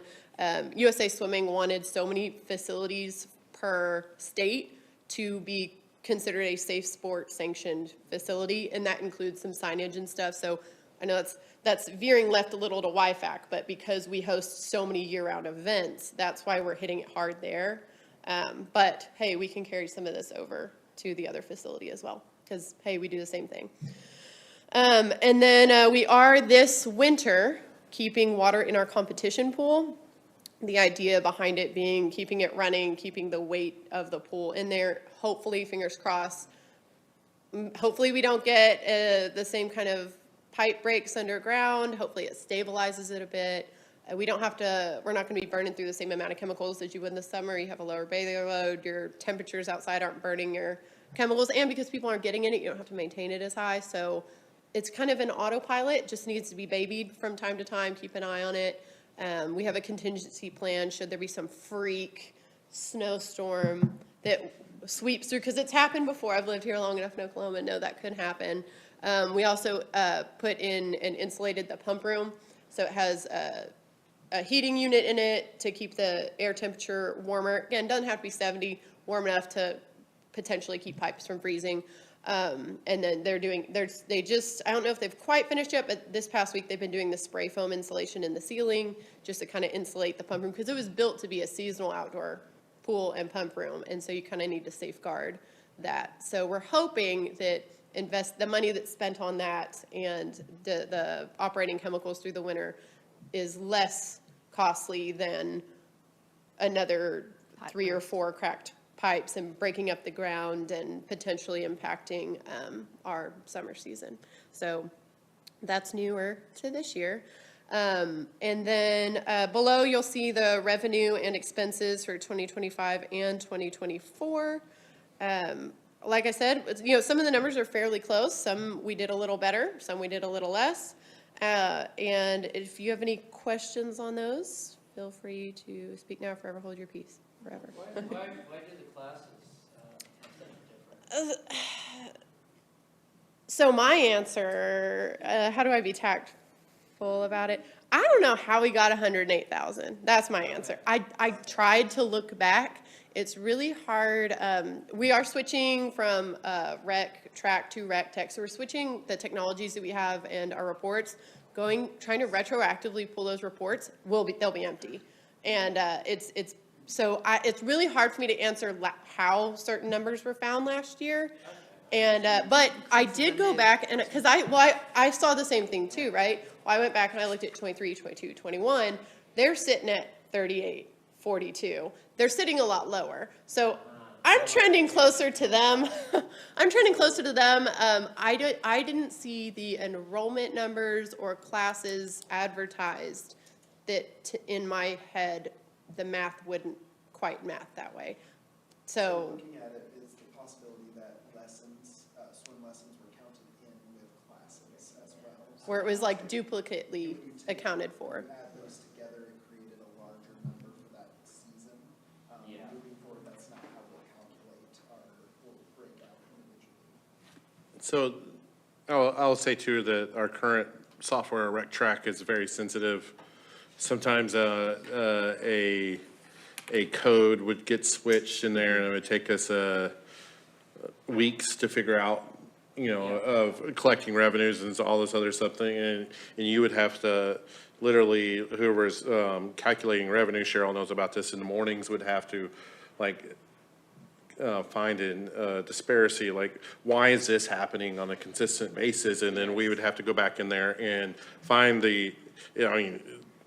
RecTrack's so complicated. You have to go in there and find the exact account number and try to figure out, and I would have to go through there and figure out, oh, somebody accidentally copy and pasted something here, so now it's getting put in the wrong revenue account. Then we could go fix it, and then if you go talk to finance and tell them, hey, we found this problem, it's kind of like, oh, it's still getting deposited within that account. We're not going to go back and fix it because that'll take too long.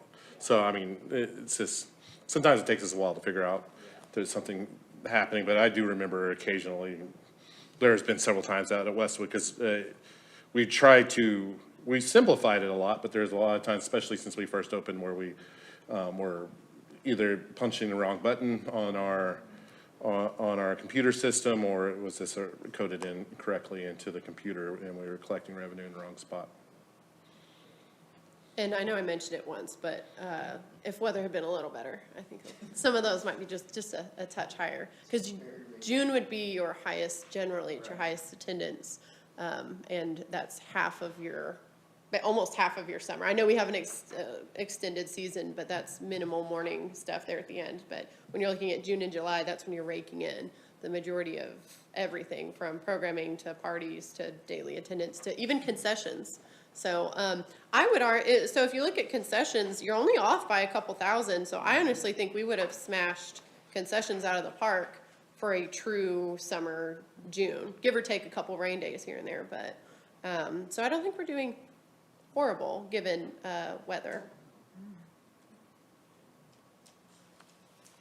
We did have 51 lifeguard rescues. That's where they enter the water. 112 medical incident reports were filled out. It seems like a high number, but we document anytime care is given, and I would say confidently 75% of those are scraped knees and Band-Aids given to kids and popsicles, with that. But we do document anytime we are communicating and giving care to a patron or child, we document it. So it seems high, so it wasn't like 112 kids got gravely injured there. So I do track the rescues though, based on stand and time. And so I took last year's because I had the whole stack of them. There's little yellow cards. And I do it by month, by stand, by time, by who did it. And it really gives you some good metrics that you can flip around to training. So I hadn't even I didn't run Westwood last year, but I could tell them at orientation, hey, these are the 2 stands where 80% of our saves are at. You need to pay special attention. These are what the saves were for. Keep an eye out for this stuff. So you can take that data and you can roll it back into their training. And so 51 rescues is 51 kids that, got help, is how I see it. So higher or lower than last year, I don't think it's a poor indicator of anything. It means the guards were vigilant on 51 times where they had to intervene. And we do push preventative guarding. So ideally, we want to stop something dangerous before it happens. Kids are kids, and kids also do whatever they want to do. I have 2, so I can speak confidently on that. But I tell them all the time, if you don't stop it, you're the one saving it. So they really want to, we push that a lot. So, and then we only called EMS 3 times. So that's a win. Yeah. EMS for medical reasons. That excludes any intervention for police for any incidents, patron incidents. So those are the two different things. The number would be a little higher on that one. Any questions before I turn the page? All right. So I have our mission as creating a safe aquatic environment that's family-friendly and inclusive by offering a variety of programming, opportunities, scholarships, community outreach, all while promoting socioeconomic and community growth. I know it's a mouthful. And then I did do kind of a breakdown on our staff retention, which is actually pretty good, especially seeing as how this is designed to be a seasonal facility and there aren't benefits that come with it. You're looking at a year, 2, 3, if you're lucky, 4 for a small fraction will stay there. But it's really great to see, especially areas where there's 100% retention. Every time you see that, every single one of them came back. Every single one of them came back. And I adjusted it, so I didn't just average 100. I didn't just average the percentages, because that would have been a higher number. I took it off of the number of bodies that returned versus not. And I love some fresh guards, because they haven't been corrupted, they don't have their bad habits, you're starting with a clean slate. And so, again, turnover is not a negative thing per se. It's just the nature of the game. So, any questions? That's your summer in a snapshot. On Saturdays, you guys don't open till late. You don't offer the water walking early in the morning on Saturdays? Not at 5 in the morning. We still offer it Saturday mornings though, But I until think- 11. But it doesn't start till like 9? Mm-hmm. It's 9 to 11. And we also have scuba diving on the weekends as well. Okay. I know there's some times I wanted to go over there because the awe doesn't open till 8. And I'm usually there at 6:30, and I thought, I'd like to go over to Westwood and Water Walk, but, oh, yeah, they don't open till after the awe, so I've just, that's all I was just, and I didn't want to go to the awe and then get out and go over to Westwood, so. If you could open earlier, I'd Well, love. we are open Monday through Friday. I know. We are also looking for any adult guards. I don't need a job. Your mother. Yeah, yeah. I don't think we can do that. That wasn't meant as a cut down, by the way. No, when Mitch said he grew up at Westwood, his mother was one of the managers between Gail and Chris Akey. They ran the pool all summer for years and years and years and years, and that's why Mitch said he grew up there, because he literally grew up there. Because his mom. Any other questions? All right, I'm gonna sneak out back. It was so nice to meet y'all. Welcome. Thank you. Thank you. See you next year. Yeah, that's true. Staff recommends approving and submitting the Westwood Family Aquatic Center annual report to the City Council once the Board of Park Commissioners has accepted the annual report. Do I have a recommendation to accept the report? I'll move it. Okay, Christie, second. Thank you, Todd. All in favor? Aye. Any opposed? All right. Next item. Norman Forward Master Plan updates. Presented this to Finance Committee, I think last week or 2 weeks ago. We kind of got to the point where we are what I would call pretty much substantially complete with Norman Forward 1. We are starting to look at Norman Forward 2. We have just like Norman Forward 1, we have a resident committee that's kind of trying to put together a plan and talking to all the stakeholder groups and user groups and operators about putting together a package for Norman Forward 2. So we are to the point where we have a bunch of new master plans out there, but we do have a bunch of old master plans that are, some of these master plans with some of these parks are half done, 60% done, 40% done, and there's a little bit all over the place. So, and I'll go over that in a second. So real quick, only remaining projects that we got are trail development, neighborhood parks, Saxon Park, which we already have plans. We're just waiting for the road to be built out front of it so that we can start. We think that we'll be working on that starting spring 2026. And we have a lot of anxious park commissioners who are ready to sit on an ad hoc committee for the Canadian River Park. So we all know that that's coming. And to kind of remind everybody, let's go to the next slide. We might have already skipped it, but the Norm 4 passed 2015, 72% of the voters voted yes for about $150 million in quality of life projects. So to go over real quick, when we did Norm Forward originally, we went through there before we started working on any of these parks and had a master plan to go along with this. So this is completely what the original Griffin Park master plan looked like, and that's if we had unlimited money, which I believe, I'm trying to remember, this would have been back in 2015, this would have been somewhere around $30 million for a full build out. We had about $14 million available to us, so we'll show you what we got done on the next slide. So the question is that these master plans were done in 2015, and we've had turnover. If you can do the math, 2015 is a whole generation ago. We've had a bunch of kids that run through there. We have different people running these groups, so we would like to give a shot to update these master plans. Priorities changed, recreational priorities have changed, trends have changed. So we would like to go through here and spend a little bit of money updating this plan and having clear and full understanding what a new plan would look like and how much that would cost if we did these new plans. So we would go through here, update these, work with our user groups that are inside the park, and have an exact cost estimate with a 3% change in each year, depending on when we do the project, to go along with that, so that we will have accurate cost estimations, which we did not have in Norm Forward 1.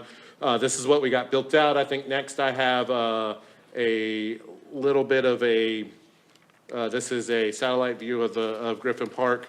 What's kind of cool, we went through here and now we own this park. Before we were renting this from the Department of Mental Health. This little yellow box up here on the northeast side is a new addition. It doesn't belong in either Sutton Wilderness or Griffin Park. So we have this to, what goes through my head immediately is hey, let's eventually add that to Griffin Park. That is a prime spot to build a new 12th Avenue Rec Center in. Maybe add some pickleball courts, a splash pad, unlimited ideas, but this is the kind of thing that we need to prepare for in a master plan, get a cost estimation to go along with it so we can do it. And I mean, if y'all have been on park board long enough, the disadvantage at 12th Avenue was an old warehouse. It's been there for several years. It's one of, I can go through here and say one of our park properties that has expired. One of several of our park properties have expired. Or are we now living in far beyond of its expected life capacity? And plus it's in a neighborhood, which does cause a lot of problems for us on picking up complaints. Moving over here, you know, cool possibilities. Just throwing that out there as a cool thing that we could do. This is originally where we were going to put park maintenance. That's what I was thought. Isn't the dog park there too, though? Just a Dog little park bit is of- actually over here in this area right here, so. Yeah, that's what I thought, that was just. So not part of the- really not kind part- of yeah. going to interact with that at all. But that's kind of some of the thoughts that we would need to pick up if we went through there and add the master plan. Go ahead and let's go to the next slide. Ruby Grant is another master plan we would like to update. So this is the full master plan. As you look at this, we have so many things in there. You can see it's super busy. We even have, you know, I'm a rec guy. That's where I started at, and that's where I worked for. Never thought I was going to get out of Whittier, but eventually I got there. If you're patient enough, you do move on in your career at some point. But they have a community center that was in the original master plan. Did we already, and you go back to our 2009 master plan, it said that we needed both a west and east side rec center before we built the YFAC. This was planned as our west side center. Did we already check that box? So is that community center necessary anymore?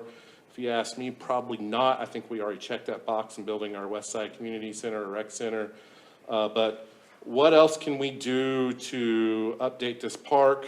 Is this still what our community wants? How do we get to basically knock out all of our paths that we were planning on, our trails that we were planning on being sidewalks and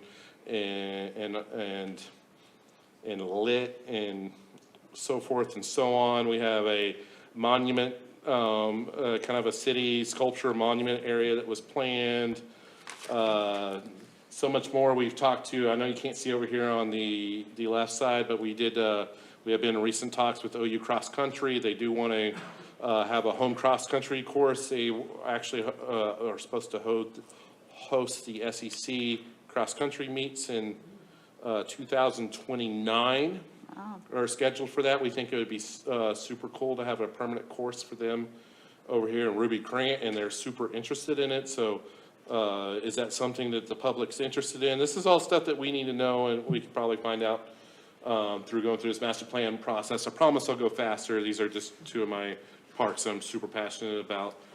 So this is what we actually built out with subtle changes out at Ruby Grant Park.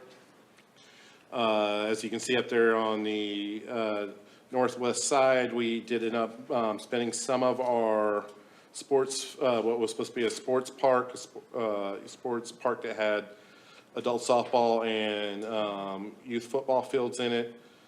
We ended up splitting that between, because that had a $2.5 million budget, and when we actually went out to cost estimate that, I think it came in somewhere about $10 million. So if, you know, I always say that we don't do math very well over in parks, but even with our park math, we understand that might be a little bit upside down. So we ended up splitting that between Reese Park and Ruby Grant Park, and we ended up advancing a little bit on parking lots and a bathroom facility up on the north side of the park, and it changed a little bit. So if you go to the next slide, this is actually what we built. A little bit change it. We did change a little bit where the restroom facility went, but besides that, it pretty much got built out up there on the north side. Go ahead, go to the next one, Mitchell. So we got Reese Park. This was our full master plan. We went out, this one did not have a user group at the time when we went through this. So the city was the main baseball provider at that time. Since then, the Optimus Club now runs the baseball program. They had zero input on how this facility would look like. They need input and time to go through here and tell us what they really want in a baseball complex. So when we priced this out to build this out, I believe we had about $6 million to put towards this park. And then this full build out of this park was somewhere in the $15 to $18 million range. So this is actually what we built out. We only got to build one of the new complexes. Go ahead and advance. We only got to build one of the new complexes, and that was, as y'all probably know, is this complex right here. Everything else stayed in place. Some of the things that we do need to update, if you go back to the last slide, Mitchell, is definitely over here when we put in the pond. It was planned to have a stage back here, and our 4th of July fireworks set up over here. So we talked about possibly moving that more to the festival ground area because we have a safety zone when we set off fireworks. We also have a playground that's down here. We would, I think, community sentiment is we need to advance and fix and update kids space. Also over here, if you advance, we are talking about putting a miracle field over here. Originally it was set up over here, but we think it makes more sense because it's closer to the baseball fields, and it hits more ADA standards being closer to where other children do play and participate. Go ahead and advance if you want to. So that is what we actually built out, and you can even see that that field does exist to a certain extent right now. We just need to, a miracle field is basically a full, if you can go out and think of Ruby Grant or think of Andrews Park and that poured playground surface, it'd be a full poured out playground type surface for kids of any ability to play on that field. Yeah, go ahead. This is the conceptual plan that we had built out for the softball and football park that never got built. This is over, we were talking about building over in Franklin and 12th Avenue. User groups that are kind of hanging out there that If we do this master plan, probably it's going to change a little bit. I don't know if we need as many adult softball fields that are shown. And now we have interest from lacrosse and rugby, and no real home for them to be at. So we need to get their input and probably kind of scrap this plan and restart. But we think this park location is still optimal, and it'll be up there really, really close to the east-west turnpike. So we think that it will probably attract people from surrounding communities more north if it's located there. So is that just empty, like, it's just, Right now, the utilities owns that, and that's supposed to be a north side water treatment plant that they're not going to progress with.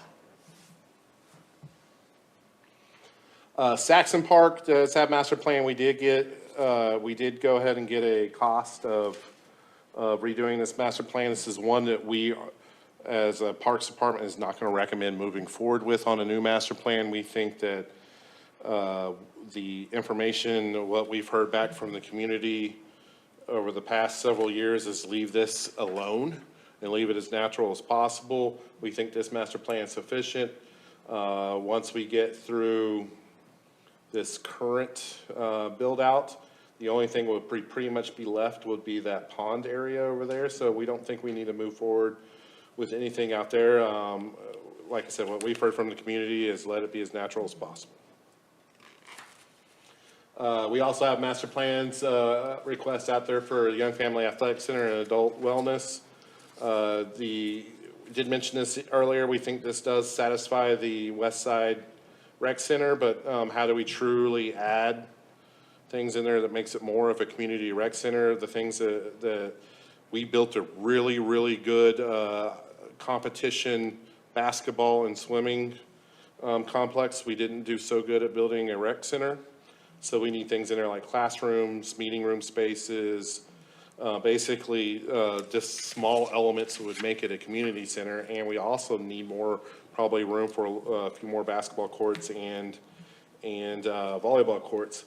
Not to mention that the original plans for this center was to have a 50-meter pool that we could do and hold 4,000 to 5,000 people in to have state meets in and large swim meets. And that was an original ask and one of the original reasons that we had a Norman Ford.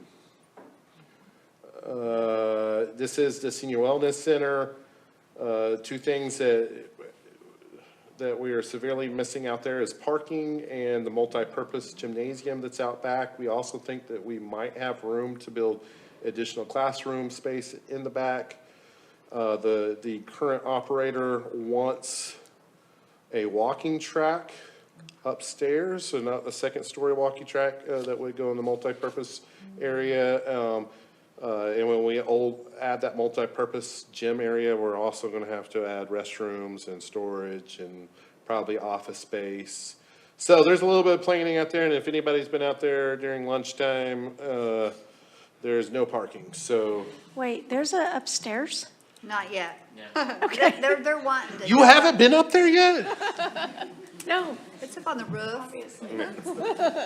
I mean, that's cool. You can make a green roof. That's fine. Okay, okay, thanks. So is the multipurpose gymnasium there, is that where the pickleball courts are right now? It would be where the pickleball courts are there. The pickleball courts were always, that was kind of our backup plan. It was always, we actually have that designed and ready to be built. Right. We just didn't have enough money to And build so it they at the put the time. pickleball courts in. Pickleball courts were, I can't remember, $75,000 to $100,000 to probably build Yeah, out. And and I know that they're used quite extensively. I just Yeah. didn't know what, I'm surprised that they would want to lose those, so. Well, you would be adding indoor pickleball courts Okay, back. okay. And that's it, unless I'm forgetting something. These are the costs to do all this. So altogether, with our recommendation, we are not going to recommend that we update the Saxon Park, which is $17,250. I believe I didn't put a total in there, but everything in there besides Saxon Park is right at $130,000, which we would take from the Norman Ford fund balance and update these master plans, get community user group input, parks input, your input, and then go ahead and take that back to council to re-adopt those master plans.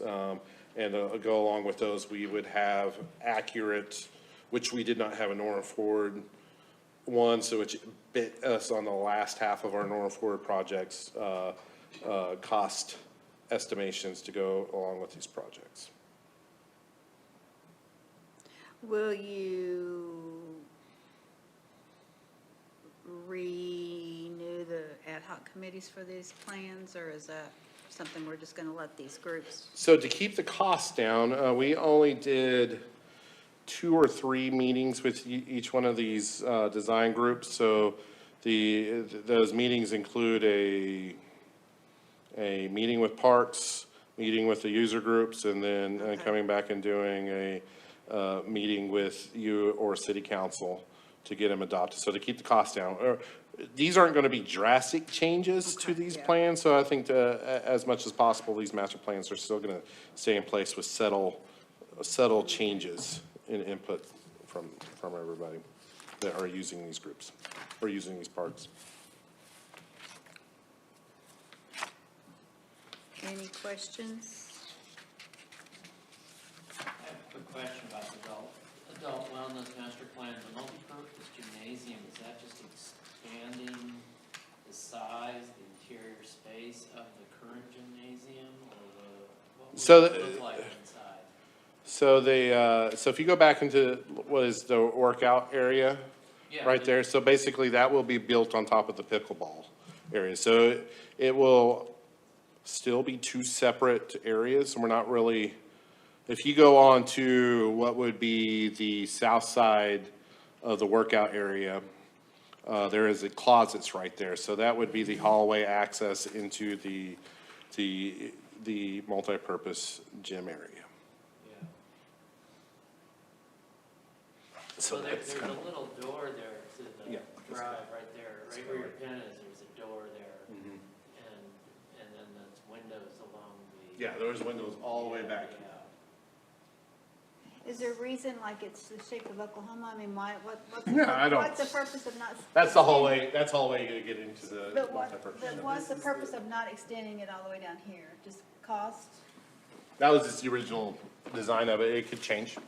to add more? I mean, I know they need like And this is the current footprint. meeting room. That's the current footprint of the pickleball courts, okay. But now the pickleball, I'm sorry. You did say the pickleball courts aren't going away, They're gonna right? be indoor instead This of is, outdoor. and the multipurpose gym's going to be on the second floor on top of the indoor pickle? It's a walking track they're wanting. I'm so confused. So in that multipurpose. The multipurpose gym will be 25 feet tall, and there'll be a walking track. It won't actually be a second floor, it'll just be a walking track. That would be an elevated walking track. But then Okay. there'd be pickleball courts on the floor. Pickleball courts, basketball goals, volleyball, Multi-purpose. is the ability to do all that. Yeah, gotcha. But as part of the master planning process, there's input. That's not necessarily the shape of it, that's what the shape of it would have been if we would have built the multipurpose gymnasium along with this project, and there would have been no walking track. So there's the ability, beautiful thing about master planning is you can go in there and master plan whatever the heck you want. So it won't necessarily look like that, that's just what it was originally planned.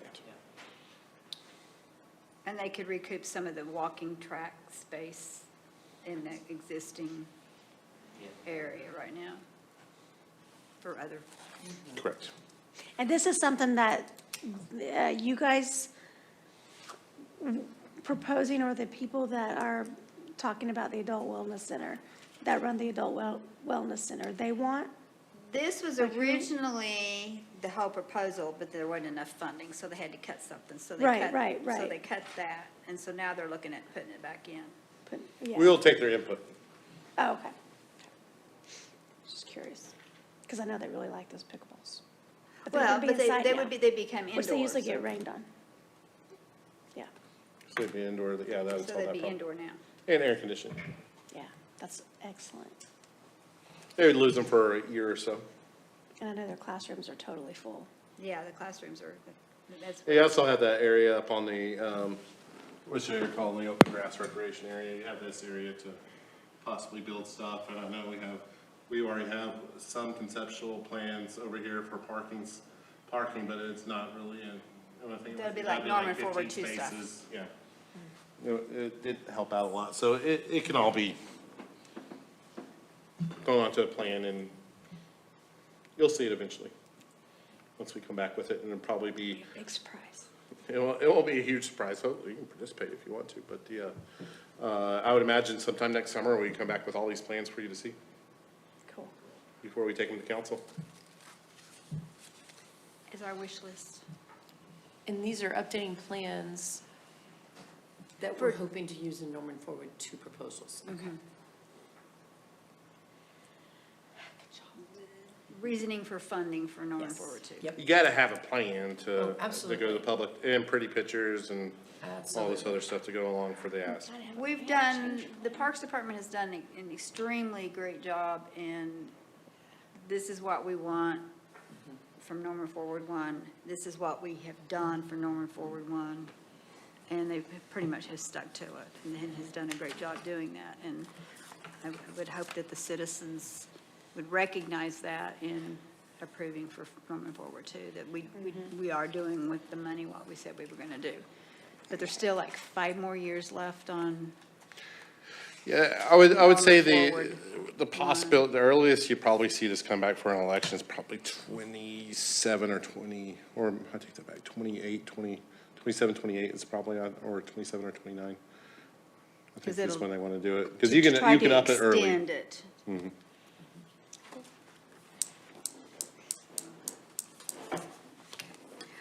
Staff requests that the Norman Board of Park Commissioners support the effort to update the recommendation to the City Council to appropriate funds from the Norman Forward Fund for updating the master plan. Do I have a motion that we appropriate the funds to update master plans? So moved. Thank you, Tori. Second? Second. Thank you, Billy. All in favor? Aye. Any opposed? Okay. So I think the last thing we have is, oh, we've got 2 more things. Next, Norman Forward update. Fly through this one as well, and not a whole lot of changes since the last time we met.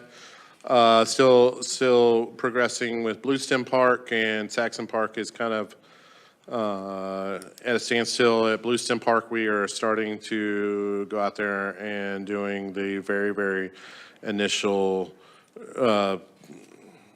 starting of getting that property ready to start working on making that into a really, really cool neighborhood park, which I think we've done great on our new neighborhood parks, and that standard has been set high, and we're going to continue that with Bluestem Park. Any questions?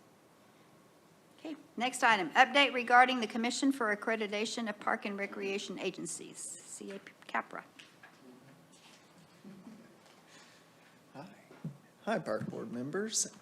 So I'm going to talk to you just to update you on what our current process is here. We have applied for the Commission for Accreditation of Parks and Recreation Agencies. We call it CAPRA. This is part of a national, the National Parks and Recreation Association and the CAPRA Commission. So they work together, they put together these standards. There are 154 standards in this accreditation process. And so through that, we go through a variety of different chapters, including our agency, going through HR, through our marketing, through recreation, facilities, everything, even through our initial review processes, all the way down to how we take minutes and how we go. It is very highly detailed. There are currently around 220-ish agencies in the entire United States of America that have this accreditation. So it is a very tall task to undertake. It's something that we've been wanting to do for a while, and we found a gap in between Norman Forward and maybe something else going forward if we do another large project gap. So this seemed like the perfect time for us to start compiling it together. So we just wanted to bring it to your guys' attention that this is a large task that a lot of our staff have dedicated already a good amount of time to. And we will give you updates as we go through. Right now, we have about 1 chapter completed out of the 10, but we're still going through it, and I cannot speak enough to how much the staff have really gotten a ton of work already done. And as we go through it, it's not only just to check a box, it's here to find any holes, find everything that we can do to become a better, more efficient department. That's my update, if you have any questions. Yes? So have you found any ways to become better? So yeah, I mean, so it goes all the way through, I mean, it goes down into how our HR processes go, how our ADA transition plans are. And so some of our things like a full-blown recreation plan, that needs to be in place, and it has a very defined list of everything it wants to see. And that allows us to look at it, say, hey, we don't have key performance indicators for every single one of our facilities. And that's required within this documentation, so it allows us to view it, say, okay, great, now we need to develop that for our own future reference. And so, yes, plenty. Not that we're not an amazing department, truly, we are a fantastic department, especially within the state, and this will put us on more of a national scale, so. What kind of timeframe are you looking at?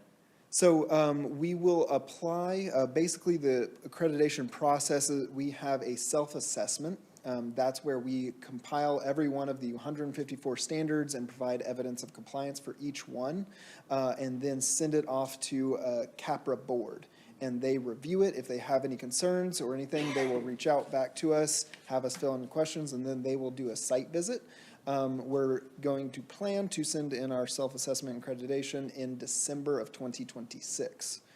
So we've got about a year left to finish up everything that we've got currently, and then the plan is to have them come in January to visit, and they come and make sure we're doing everything that we say we're doing. Yeah. Yeah. How long does the accreditation last and when will have to be renewed? Sure, it's a 5-year accreditation, and so every 5 years, we will then go through it. The other reason we wanted to do it now is we've been planning on the process of what the current standards are.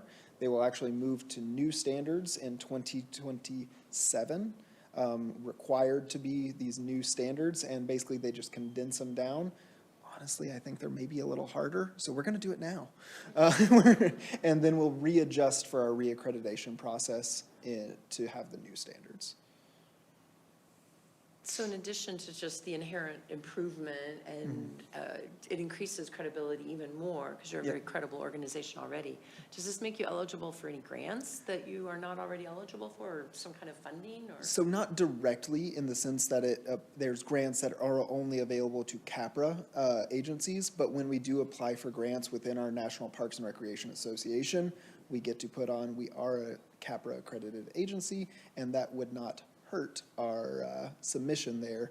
It also allows Jason, when he's over there, he knows what's coming, when he's arguing, or working with the other directors about funding for sources when we go into our capital improvements or budgets, that we are a nationally accredited agency that can really be trusted with that sense of extra funds. Yeah, of course. All right. Thank you. Division update. Hello, I'm back. I'll make it quick. So Saturday, December 6th, we have Winterfest on Main Street here. It's in combination with the Christmas holiday parade in Norman. So where it goes from Norman High all the way down to James Garner there. It'll take a right, but after the parade completes, we will have our tree lighting over at James Garner. We did it last year, and so we have a 36-foot tree there that's really a spectacle to behold. And then we will also do a drone show again this year. This year it will be located on the south end near the county offices. So instead of near where Gray Street, basically where we are, that's where they took off last year, was actually in the parking lot right over there. They'll be over by the county side, so just turn back around the other way. And then we'll have the Imagine Imaginaries, yes. The band that is the Grand Marshal of the parade will actually be our main stage performance as well. We also have a bunch of other musical acts going on with it. Fantastic time, get your pictures with Santa, Coco, all the good stuff. We also, on Sunday, December 7th, we are doing a bike giveaway in partnership with the Trey Young Family Foundation and Primetime Transportation, where we'll be giving out 500 bikes to anybody with a child in the car. And they come through, hand them a bike, move on, and it's really kind of an amazing feat. It was the first time we did it last year. 500 people is a lot of people, by the way. And it's similar to what the tree giveaway is. It's a lot of people. And then we have December 13th, we have the Ugly Sweater Run. That'll be at Legacy Park. This year, it'll be more of a nighttime race with a bunch of people with different glow items on it and everything, and a bunch of Christmas lights decorated throughout it. It runs all the way down Interstate Drive, takes a loop, comes on back. That we already have around 250 people registered for that race. So it's really great to see an influx of racers as we go through. And then we have our winter break camp at both Whittier and Irving, providing when all the kids are out of school. And that's all I got. Is there an age limit on the bikes, or is there a?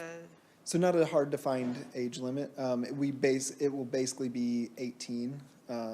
So there's like 20, there's all different size bikes then? Yes, So the fit max the I bike to the would kid. recommend would be a 13-year-old. At that point, like, I mean, We ain't checking IDs though. no, we're definitely not. Okay. So I just didn't know if if they were limited to the smaller bikes, or if there's actually 26-inch bikes and stuff. or So what. there's varieties and sizes and colors and different kinds of Boys and situations. girls bikes, mainly for children. Children. That's why I was just curious. All right, thank you.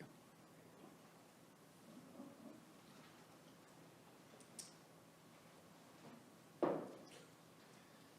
also gonna make this pretty short. It's been a long day with the winter weather. We started about 5:30 this morning. So good news, it wasn't too bad. So at least in our area, it looks like we missed it by about 20 miles and 2 degrees as we were sitting here, or as I was sitting here watching the temperature and being like, stay at 32, stay at 32. So with that and our ground temperatures, we're kind of hovering at 40. So we obviously have been taking care of that in preparation for some of the cold events that we've had. We've got all of our water irrigation systems shut down. The ones that are still live have heat tape, insulation covered. Restrooms, same things. We've got heaters in them. We've got temperature thermometers. We've got thermostatic heaters with thermostatic plugs for double protection. In case those areas get too warm, then it kills the electricity. We got basically double protection. And all our restrooms to keep them open year round, which is something we've kind of tried to do the past couple of years. As you can see, the leaves are gone. We've had a ton of time doing leaf cleanup. We've got a couple of drain projects that we're working on at William Morgan, Atkins Crossing, and Eastwood. And because of some nice neighbors, Northeast Lines. We had the Veterans Day Parade, and then did we have a 5K the same day as the Veterans Day Parade? Okay, I thought there was a 5K that same day for some reason. We pulled in our little autonomous mowers and are cleaning them up and putting them up for the winter. We made it through all year. Really no large repairs for them. Yeah, and I think some of them had close to like 1,700 hours, not 1,700 hours, 900 hours. Wow. Of runtime from mid-March to about 2 weeks ago. Did you do a calculation as to, say, 900 hours times what the cost of a man-hour would be for those? I didn't. The comparison that I made was when we had looked at the overall cost of the unit versus what we were paying for the services that we were already providing. because our service contract for those fields for the year prior was about $30,000. And that's for one cut a week, and they were cutting it 2 inches. The units total cost $60,000 roughly, and we were cutting it 1 inch all year long. So actually, to get that same service, it would have cost what we paid for these in 1 year in service, because they would have had to up the frequency of those man hours. Right, okay. So to get the quality that we got for what we would have had to pay man hours was even for 1 year.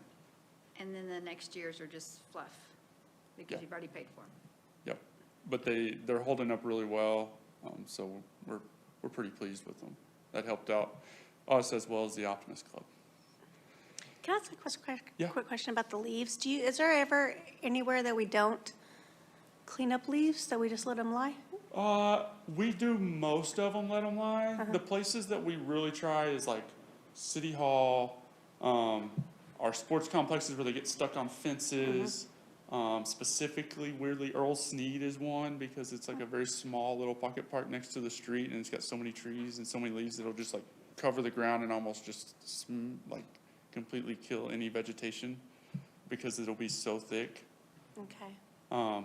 But most of the time, we kind of let them go. But there are spots that we spend a good amount of time, like Reeves and Griffin and City Hall and some of our rec center complexes.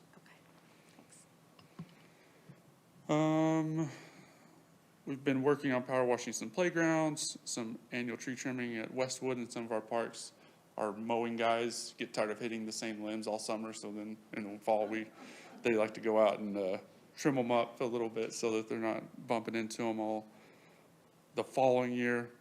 And a couple of plaque installs, benches all the time. And upcoming, we're working on a couple of projects to repaint a couple of restrooms, the interiors of them, and demo a couple of playgrounds for some replacements that are coming. Any questions? The park maintenance team also won for the That feels like so long ago. Yeah, go ahead. So as part of our Oklahoma, it's called ORPS, was it Oklahoma Recreation Park Society? Yeah. So we put on, me and the supervisor for park maintenance over the past few years have been putting it on for the entire state at the conference, the maintenance rodeo. And for the 3rd year in a row, a team from Norman won the championship. We were at Tulsa this year, and we had the most teams we've ever had, I think 13 teams total. 2 from Norman. We placed first and tied for 3rd, but on a tiebreaker lost, so they got 4th. So they did well. A variety of challenges ranging from irrigation You- building. No, I'm sorry. I'm so short. That So they do a series of contests where they do, there's a Z-turn competition, there's a hammer drive competition, blower, little mini excavator, truck and trailer pull,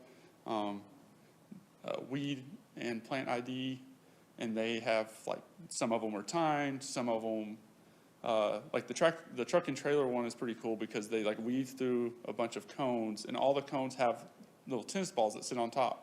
And if you knock a tennis ball over, you get a 30-second deduction or addition to your time. So it's kind of cool watching them pull, and it's all measured out, and there's like a specific course that they take every year to try. So, and they have to, be wearing their seatbelt or they lose time. They have to put the wheel chucks on to make sure that, the safety and stuff. And then there's the funny thing about the truck and trailers, there's a cone with a tennis ball on the trailer. So if they like hit a bump or brake too hard or speed off too much, it'll knock the tennis ball off. But it's pretty entertaining, and it was really encouraging to see that many teams go. Because I think when we started doing this, it was like 4, 5 teams. So to double it is cool. Well, it sounds like the camaraderie down at Park Maintenance has really improved, and, It's been pretty good lately. yeah. We got a bunch of really good guys and working hard and having fun. Versus Eddie. Hello, I'm park planner Megan Phelan, standing in for James as park. We don't need James. Okay. park development update. And I'm reading from his notes, so let me decipher them.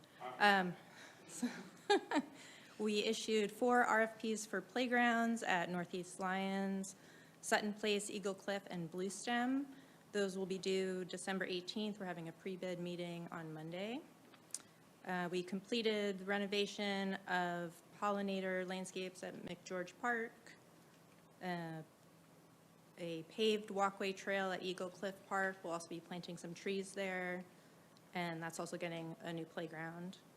Working on prairie restoration, habitat, and invasive species removal at Sutton Wilderness, and also working with the Sierra Club at Saxon, doing similar projects there.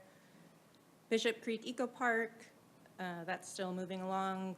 Think they might have the parking lot completed now. They're working on the walkway and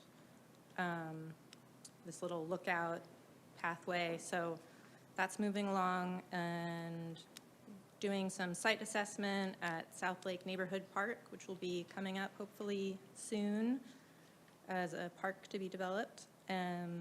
Facilities, replacing the oldest lights at Westwood Tennis, finishing the courtyard and the walking trail and the landscape at WIFAC on the east side. We have ordered some furniture for there, which will be nice. And we've got some native planting areas. We're gonna attempt, much to Wade's chagrin, a native planting. At WIFAC. We're doing some native seed. I'm gonna try a little like prairie-esque landscape bed. Helping the Firehouse Art Center, we did a pollinator garden design, and they're going to do a little mural on the west side. They're submitting for a grant for that. And we replaced several stage soft goods at Sooner Theater. I would call them curtains, but that's probably not the technical term for those. And scheduling floor repairs at the Historic House. And then forestry, planning winter tree projects, working on Sutton Wilderness. And we did a tree giveaway where we gave away 300 trees in 3 hours. So it was very successful. Okay, that's it. We're gonna try to fit in more next month if you go home. Yeah. Do you know if the flooring? We're not meeting next month. Do you know if the flooring at the historical house was because of damage, or it's just sort of like? From what I understand, there was a previous renovation with the foundation, and I don't know if you know. I was gonna say, isn't that I think that's They the chimney removed- issue he's talked about before. In that renovation, they removed something with the chimney, and so the chimney was falling, basically. So just shoring that up. Yeah. Any other questions? Any other comments? And since we have no audience, we're adjourned.